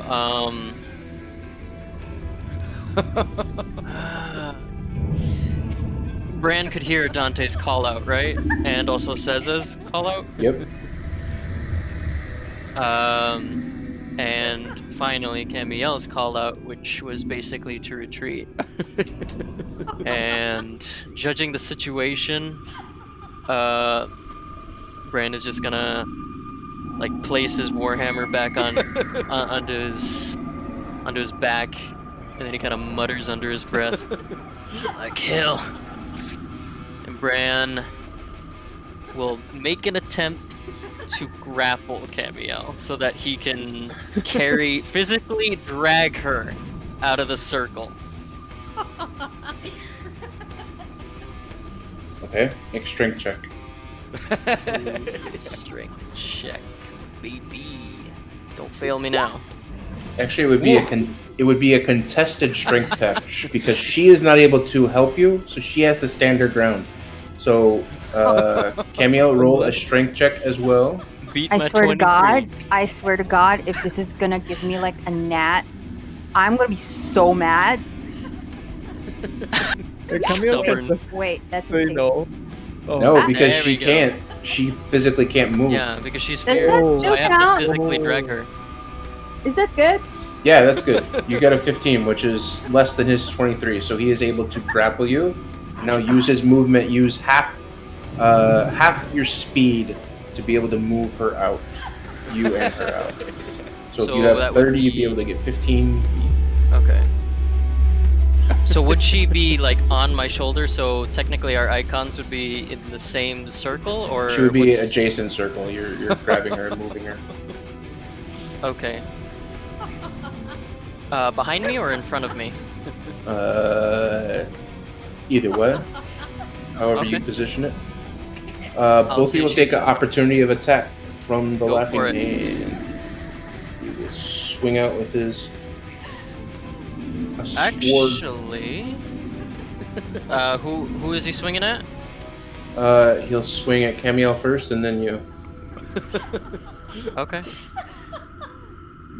Does he have So- normal roll, disadvantage? so What is he bad. doing? He has a normal roll for now. Okay. Is it sorry, Brad? Does he get his full attack or does he just get like the one attack for a reaction? He gets one attack for a reaction. But they're both moving away from him. But he'd still only get one reaction. Oh, he would only get one reaction, correct. Yeah, so he will take one reaction to Branimir since he's the one that actually moving. At me first? Only you, because he only gets one attack on his reaction. He only gets one Okay. reaction. Alright, go for it. Oof. Yep, that hits. But before he does that, Boltzmann, would you kindly explain to me how this works? Oh, Boltzmann? I was muted as usual. Anyways, as you are hit, you take the damage, but as a reaction, your repulsion shield, you can use it as a reaction to immediately push back the creature 15 feet. And it does not. It cannot make a save. It is immediately. Thanks, guys. Oh no, Dante! Oh no, Well, Dante! you don't take it. see him, so there's Says no it. way you could have said it. I'm fine with it. Oh no. Yeah. Shit. Um, This brings back. I you honestly doing? love everything about that. I think that's hilarious. This brings back memories. Some giant like Roll- owlbear Oh my god. and rocks Okay. thrown at me. So, Bran, you take the 26 damage. Yes, I did. Okay. Actually, 23. 23 damage. It is pushed back 15 feet. I need both Seza and Dante to make a dex save at disadvantage. Wait, is it also hit Des? Oh yeah, It also hits Seza? Yeah, I'd right say there. Yeah, she's right there. At disadvantage? It's a big boy. Wow. It's 10 Oh feet my He's wide. a big so- boy. Disadvantage because you don't see him coming. So Never see Oh it gosh, coming. that's like this giant rocket coming out of a shield of darkness. Oh my god, I that's hope you roll terrifying. better than me. Well, I'm gonna hope for the best. I have a +7, so let's see. Disadvantage. Monks, man. I have a Yeah. +6. Stop being Matt Mercer. Oh, they both sucked. Oops. Yeah. Both Thieves, of man. you would be knocked. So he is going to come into this space here. This Ouch. space here. Hey, Rick. Hey, buddy. Anyway. Wait, he's not smacked into the wall? No, he moves 15 feet. I was gonna say, I wonder if something happens where if he he was. leaves the circle. Wouldn't that... Yeah, it's 15 feet. So that's what's that. He was here. You pushed him back, so 5, 10, 15 Oh. to there. So, Seza, you are knocked here, and you are now prone. You are knocked prone as his body comes flailing out and knocking into you. Dante, the same thing. It kind of clips you, and you get knocked down, and you are knocked prone. I'll say that you stay in the same space. That did not go as planned. I have the I best. am- Wasn't expecting that today. I would like to apologize profusely. I thought it was going to I knock him back apologize. this way. Dante is now prone, assuming the position on the ground. Oh my god. That was not right. I think that's excellent. I we am call this so for the sorry, day? you two. Can we call this for the? Oh my god. Oh my god, it's one. Oh yeah, it is. It's one. I'm good to go. We normally wrap up at 1 o'clock. If somebody needs to go, we can do that. I'd like to be able to finish the battle though, because I think Bryn said that she was had some stuff next week. Is this her normal streaming battle? time? Well, I potentially do, but Okay. those haven't been cleared up yet. So I'm happy to go as much as we need to. Like certainly to finish a battle would be good. Okay. Yeah, if we could. If anybody else, Boltzmann, you need to head out, or are you good? Yeah. I'm still good. Okay. It's much later for you guys than it is for me. This is like I caught my Yeah, second same win here, now. It's noon here. It's all good. Yeah. It's 4 a.m. here. I've It's I've fine. got tea already, so It's, Yumi? Okay. I usually don't go to sleep till We'll 6 try in to the go morning, as- so it's okay. We'll try to go. Listen, Are you... I don't want to have to go to sleep tonight and think to myself, Camael could live or die. If I'm gonna die, I Yeah. want to die now. Don't make me wait until next week. I'd be less worried about Camael now. I made a big oopsie. No, you did what you He's thought. not prone too. You did what you thought monster- was good. What was right. It's okay. I thought he was gonna go in this direction. I'm so sorry. Bran, baby Bran. I think it's baby excellent. Bran. Dante forgives you. Aw, Oh see? my god. Dante loves oh, you. Just I am accept so it. Says- embarrassed. That's literally a Accept my monk of love. mercy. So like I don't think she can be angry for too long. The creature stands to its Oh. feet, taking half its movement because it was prone, knocked prone in the pushback. Was there any other conditions with that push? As Just far as that I know, it was Boltzmann. push. It was just push. That's Okay. it.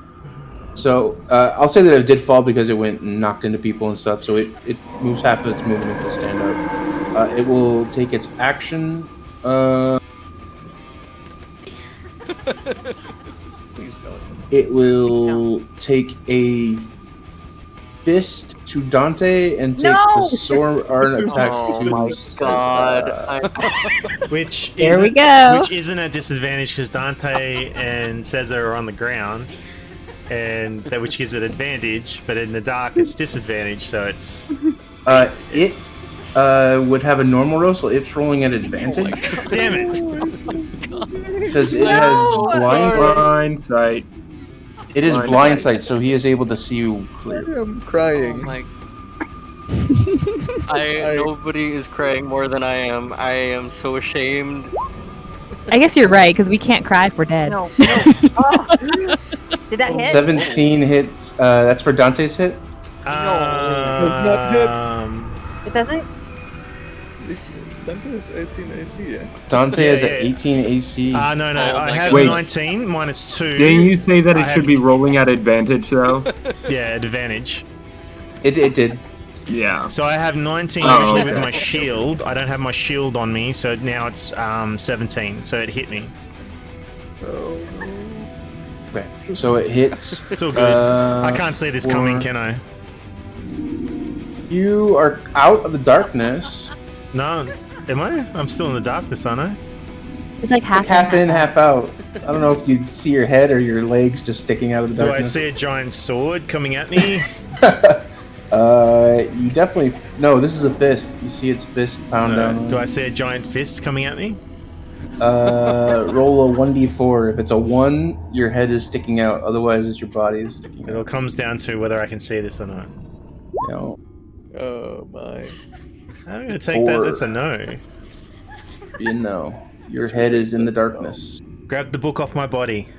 Grab the book off my body. Oh, Oh wow. that's a mercy. You take 12 damage. Thank Al-ren Jesus. Roll And 20 then we'll gods. Turn to Seza and take 2 sword attacks. Oh my god. Oh dear. Oh boy. I'll take the sword attack. At advantage. Oh my god. No. That definitely hit. 25 hits. 25 hits. And the second attack.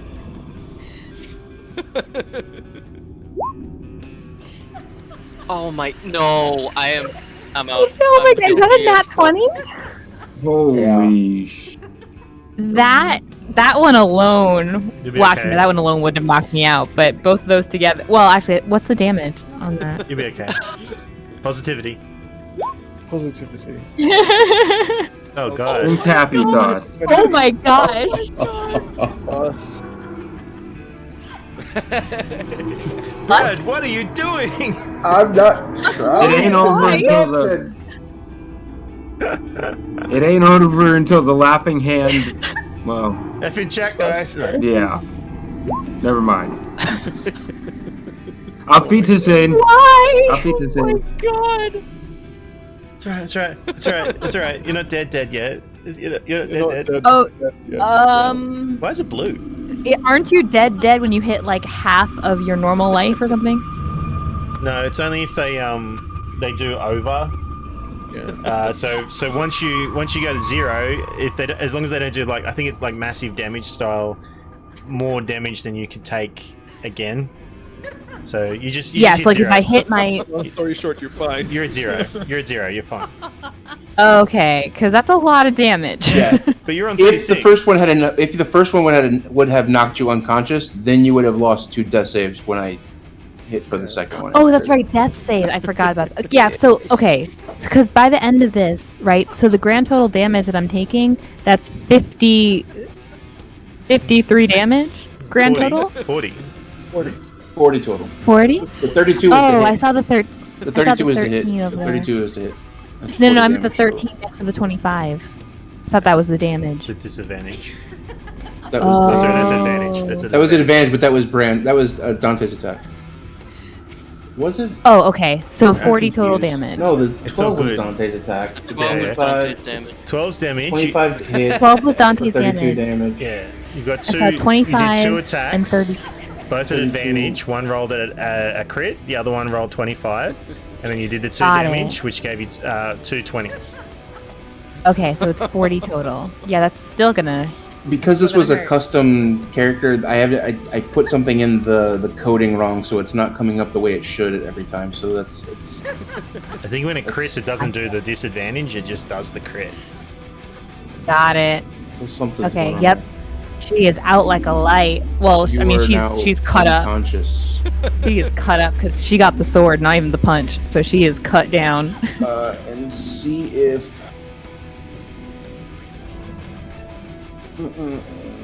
I am burying my face. You can't see. Absolute. You don't know You what's can't going on. see it. Seriously, you're just out of Layer line. me. You've Yeah. You're scooped just up, out of sight, so you you've don't see scooped that up what's Camael, happening. and you've got Camael just rescuing her. You're like her knight in shining armor. That's what Ceza would have Little did I- wanted. That's why she little said, did I "Get know- Camiel out of the circle." And then Yeah, it guys, that will. went differently in my head. Doesn't it always? It will move. It has half of its. Oh, I know what it'll do. I was gone for like a few minutes. I'm back and she's down. Oh yeah. I took a hit with a blade and a crit with a blade. Oh Camael. my god. It ended poorly. Well, nobody You can see the chose monster, but poorly. if you could see the monster, you would see it kind of take almost a knee, getting back. Oh, half of its no, it's a special trait. It jumps and leaps up into the air and moves. Oh my gosh. Coming Does it down. have to do the? Does Dante get a attack of opportunity on it for it leaving the engaged? Oh, Hello there. try. We can't see it, so it's in the dark. Yeah, he would. He still. We said that his head was in the darkness, so he wouldn't see. Right. So no, he did not see. It's called a standing leap, and he can jump 50 feet. Oh my god. I want that. I want that. You get And checked. he Why they comes call it a down. trial. Camael, you feel the vibrations of this body just slam down to the ground in front of you. You don't see it, but you feel it. Oh, don't kill me. May as well do it now. Stop playing with your food. Saoirse. Okay. Whew. It's a lot. Okay, so I was just checking. I guarantee she did not see our monk go down, but hearing, I'm thinking back all the way to what Boltzmann yelled out about the circle and the darkness, the anti-magic. So the first thing that pops into her head, she drops her bow, pulls out her sword, and she attacks she can see the edge of this circle. I take it, the edge of the darkness. She knows that's where the circle was, where the darkness is. She's going to attack the floor and try and break the circle. Make an attack.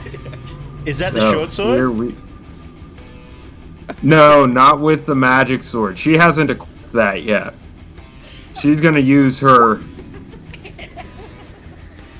24. Or 15 and a 24. Do either of those hit the floor? I will say that the first strike, you slam your sword down, seeing no effect. You hit the 24. Do see a slight. You see the aura around it. So what you see is in front of you is this black wall that almost looks like a black wall, but it's completely sucking in all the light on its interior. On the base, you see the very faint outline of what this magical circle that you saw before, the white lines that are elsewhere where you're standing. You see where they meet, Yeah. you see the white kind of coming up underneath the blackness, underneath the darkness. You throw your sword down with that 24. You see it just like you're just where, not the entire thing, but just where you are, you see a tiny bit of a flicker. Okay. Seeing that, she's going to yell out, "Break the circle! Try and break the circle! I just did something to it to cause it to flicker. Break the circle!" Boltzmann would hear this. Oh, by the gods. And that is actually her turn, because, yeah, she doesn't have any bonus actions to use. So, yep, that is her turn. Okay. Boltzmann. Alright, hearing this, Boltzmann he takes a few steps back. He takes out his arcane, he has his arcane firearm, he rummages through his bag, pulls out a copper-colored shell and loads it into the arcane firearm, points at the ground, right, 10 foot, 10 radius, alright. He will, wait, just to show the others, why is it not? Right, over here. Just over here. He aims at the floor, pulls the trigger. It is the spell Shatter. And what it does is that any creature within a 10-foot radius would have to take a... Oh, wait. 10-foot sphere centered on the point must make a Constitution saving throw. Creature takes 3d10, 3d8 thunder damage on a failed save.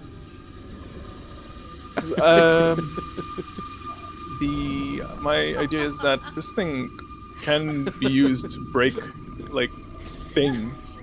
That's the express purpose of it. Aiming at the floor. Hopefully. Does it do something? A creature made of inorganic material such as stone, crystal, or metal has disadvantage on the saving throw. A non-magical object that isn't being worn or carried also takes the damage if it's in the spell's area. Okay. So roll your damage, 3d8. Plus an additional 1d8. Okay, so 40d8. Is that... Where did you throw it at? Is the creature within that range? Yes, it is. Okay, oh so my God. it will make a... That is so freaking low. The Constitution save DC 16. What is that? It's just 10 damage. I didn't mean to roll at advantage. So 17 was the first 17 one? succeeds. It only takes 5 damage. Okay. Exactly. Why are the rolls so low tonight, my dudes?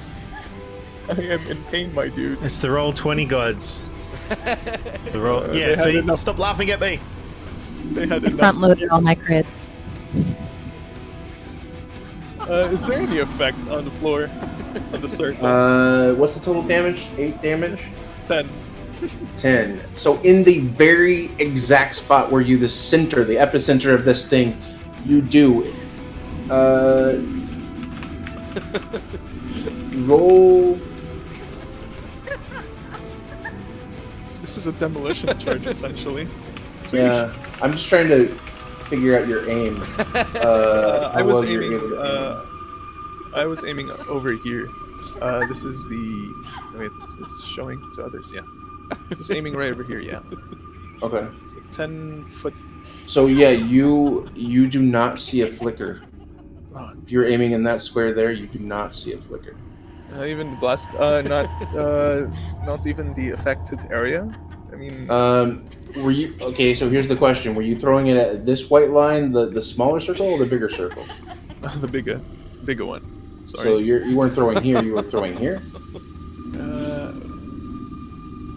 Yeah. Oh my god. So if Sorry. you throw it right there, then exactly where it meets that white line. If that's where you hit, then yes, there was a small flicker in that white line, and it will. And you hit it for 8 damage? 10 damage. 10 damage. Okay. Oh god. Okay. Boltzmann, that is your turn. I still have my bonus action. Oh, bonus. Go for it. Seeing how there's this slight effect on the attack, I will use my bonus action to command Barnabas to attack, to hit the floor. Barnabas, there's one thing you're good at. Please, just do it. Try to hit the floor.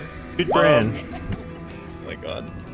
12, aiming at the floor, at the greater circle. You know what? Please do. I feel so guilty. Just hit me.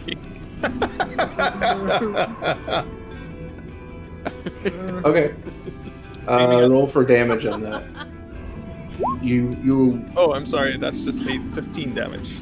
Disregard the 8. God damn it! By the time I needed that. You did not see that flicker as you did the first one. Oh my god. All right. It's physical? It's magic. That is Top magic. of the round. Top of the round. The darkness. What's happening? Everyone sees the blackness fade. Yay. The lights from underneath fade, not flicker, but fade. And then pulse red, and a red light is showing. I need everybody to roll a 1d10. Everybody? Everybody. Everybody in the circle. I'm sorry. Oh. Everyone in the circle roll a 1d10. 1d10? Okay. So Oh, I'm okay. both Never mind. outside You the can circle disregard and my unconscious. step then. You were outside, and you were dead. Or unconscious. No. What are you doing? So the amount that you rolled, Trisha, you didn't. Camael, you take 4 damage. Dante, you take 6 damage. Yay. And Branimir, you take 2 damage. What kind of damage are we talking about here? This would be psychic damage. Okay, never mind. I take that. Good. As you feel this pulse of like negative energy pulse from the floor, you wince in pain as it just sears through your body quickly, and then it fades. But you take the damage. And it also lowers your max HP by that amount. Oh, Bran. Brad. Little sprinkle of So -6. a little fucking sprinkle right there. Oh, that's too bad. That's too bad. Dante, what are you doing? So the darkness has disappeared. The darkness has disappeared. The lights on the bottom of the floor are now red, but they do not. You were affected, but you are now clear. You do not feel the effects on anything. You are able to see everything around you. All right. So while he's laying on his back, obviously pain racks his entire body or mind or whatever the six points was from the psychic damage. Mm-hmm. And as he takes his half movement to stand, he sees. So the first thing he tries to locate the monster, the creature, and then he spies. Cesar,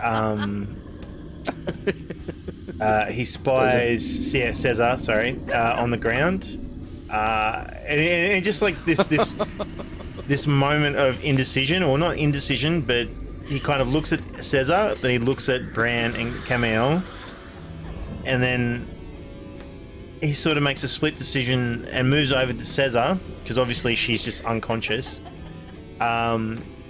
So he'll take his action to pump the one healing potion he has had since the first the first session I ever played.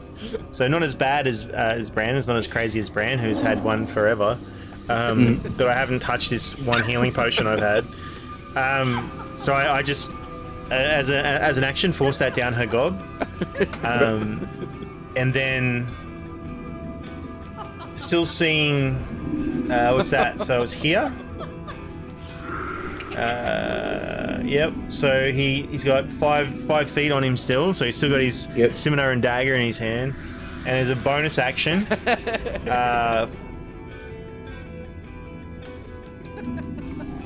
he runs over to the back of it and starts like calling out to Camael and Bran. It's like, you know, get away. Just calling out, just fall back. And, you know, he starts, like, again, like Bran did, trying to draw its attention. The healing spell was a 1d4? No, they're 2d8 plus 2 or something like that. 2d8 plus 2. I think, for just a basic healing potion. Okay. I didn't set one up. Oh, wait a minute, I did set one up. No, didn't recognize the command. Sorry. Yeah, so I screwed that up. So I'm pretty sure it's 2d8 plus 2. I'm gonna work that out and make sure.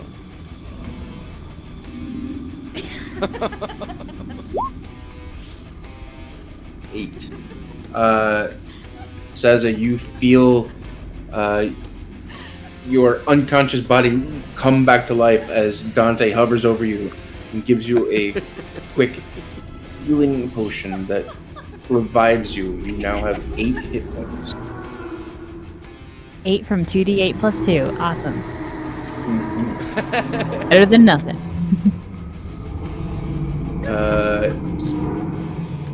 Is that your turn, Dante?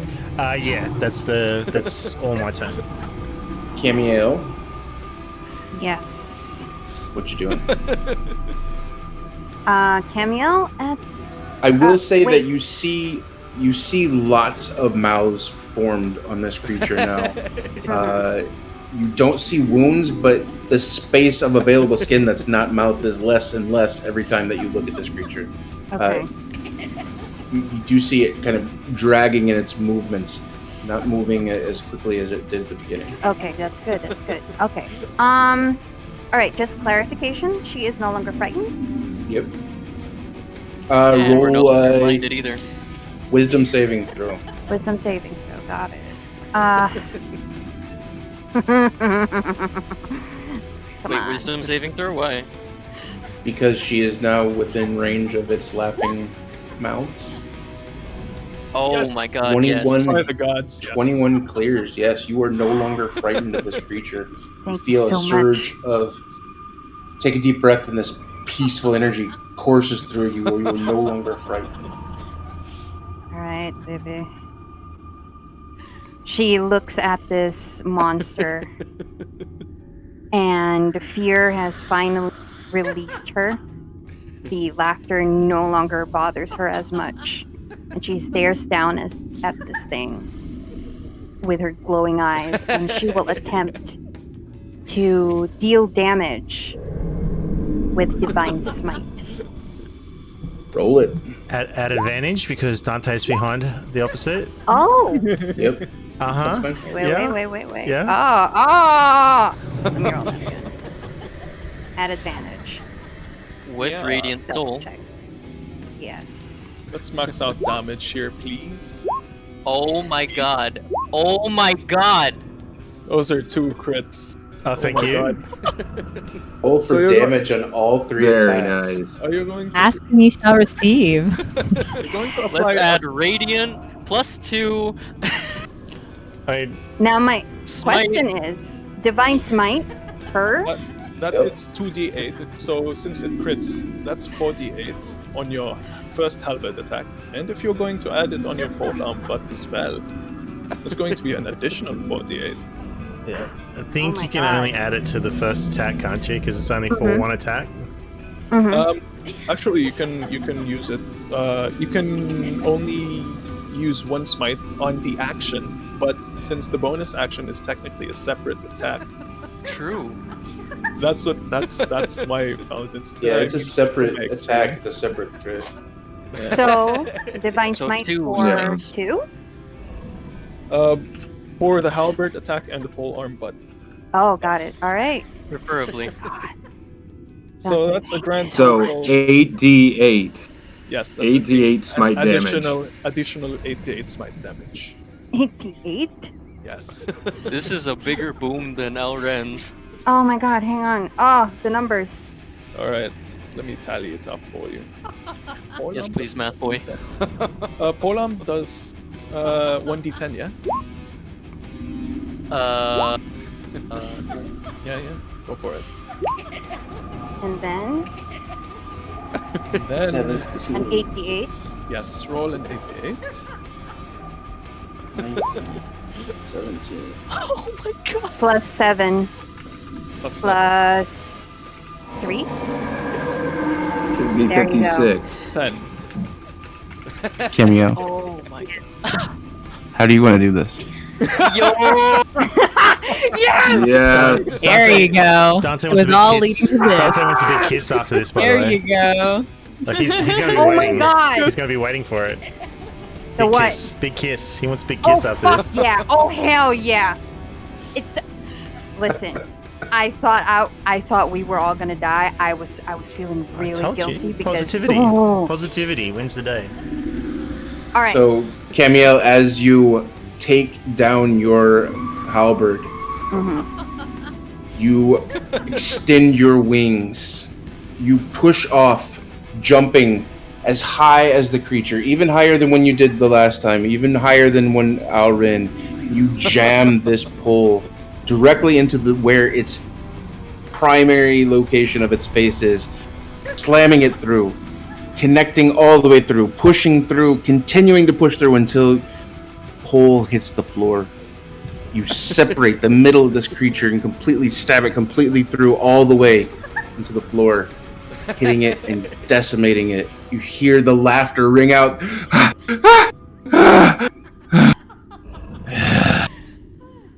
as it collapses with all of its energy to the floor and is unconscious.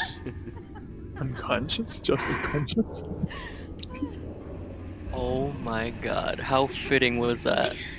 Mother.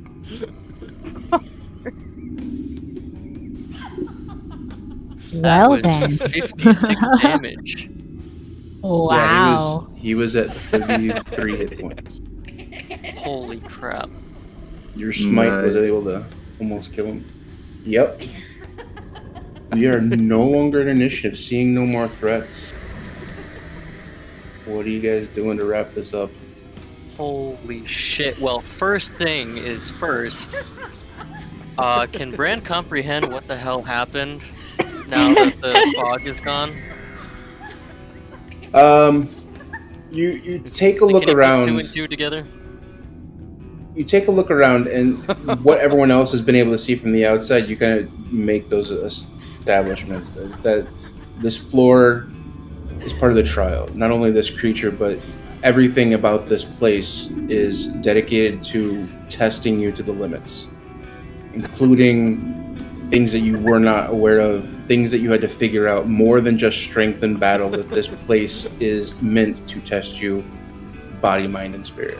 And that's what it has done as this creature lay dead. And I think we're already at 1:30, so I'm gonna go ahead and say this is where we'll end it for this evening. I was gonna say Dante's because just I'm like not- panting If I and won't be bloody. here, Yeah, if I won't be here next week, can I do one Yeah. real quick? definitely. So Seza will go up. She's on the ground, having been knocked down, and Poor girl. half Oh, dead. God. This one's gonna And- rush over. And she knew, she knew that. She saw that. I guess that Dante had given her the health potion, Oh. the healing mhm, potion. mhm. So she kind of forces herself because like she's still sore after getting bowled over. She goes over to the group and to Camael, and she bows her head very low, and then stands up again, and she says, "You have truly proven yourself in this trial, and I am only sorry that I could not help you further at the end of it. But you should be incredibly proud. You and your entire group. You are a leader, but all of you together are powerful as a group. You do not need one leader. You work together as one. You should be incredibly proud. Camael, as the radiance of her eyes and her wings begin to dissipate, and she is at peace. She feels proud. She looks to Seza and puts a hand on her shoulder and says, "This would not have been possible without you. Each and every one of us. Thank you." I'm honored to have been able to help. For Elithania. Really thank you.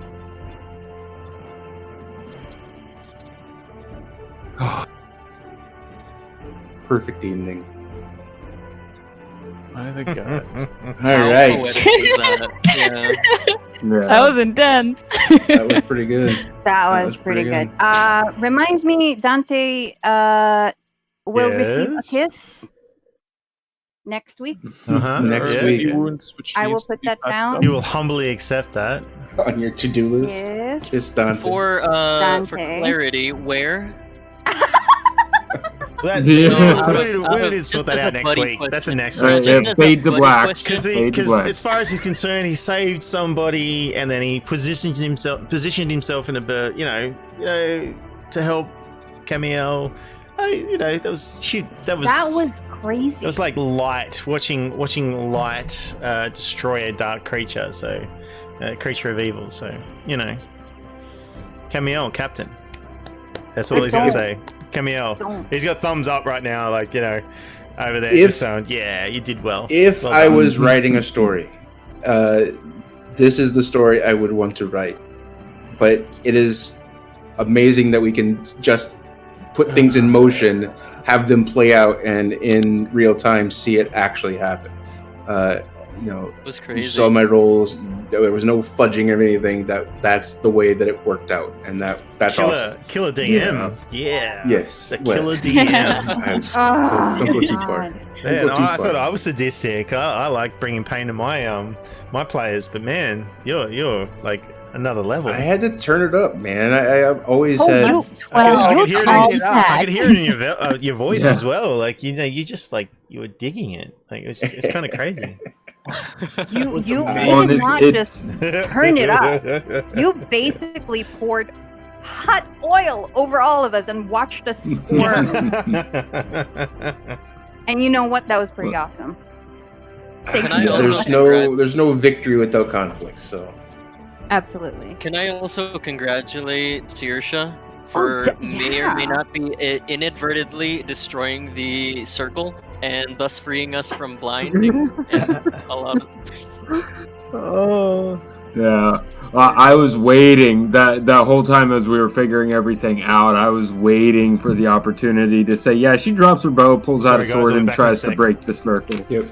Yeah, sure. I thought 'Cause- that was so smart because I was like, "Oh my god, that's right! It's like fucking supernatural. Like you break the Mhm. corner of the demon Yeah. circle, and it's like it's rendered useless." Yeah, Yeah, it was. Jesus, so that was I- smart, That, Rob. that was a next turn thing. That one turn was just like, well, I wasn't thinking about it. I'm like, let me get out of the circle. Let me heal Yeah. myself properly. Then let's get back in there. And then I went bowling. Yeah.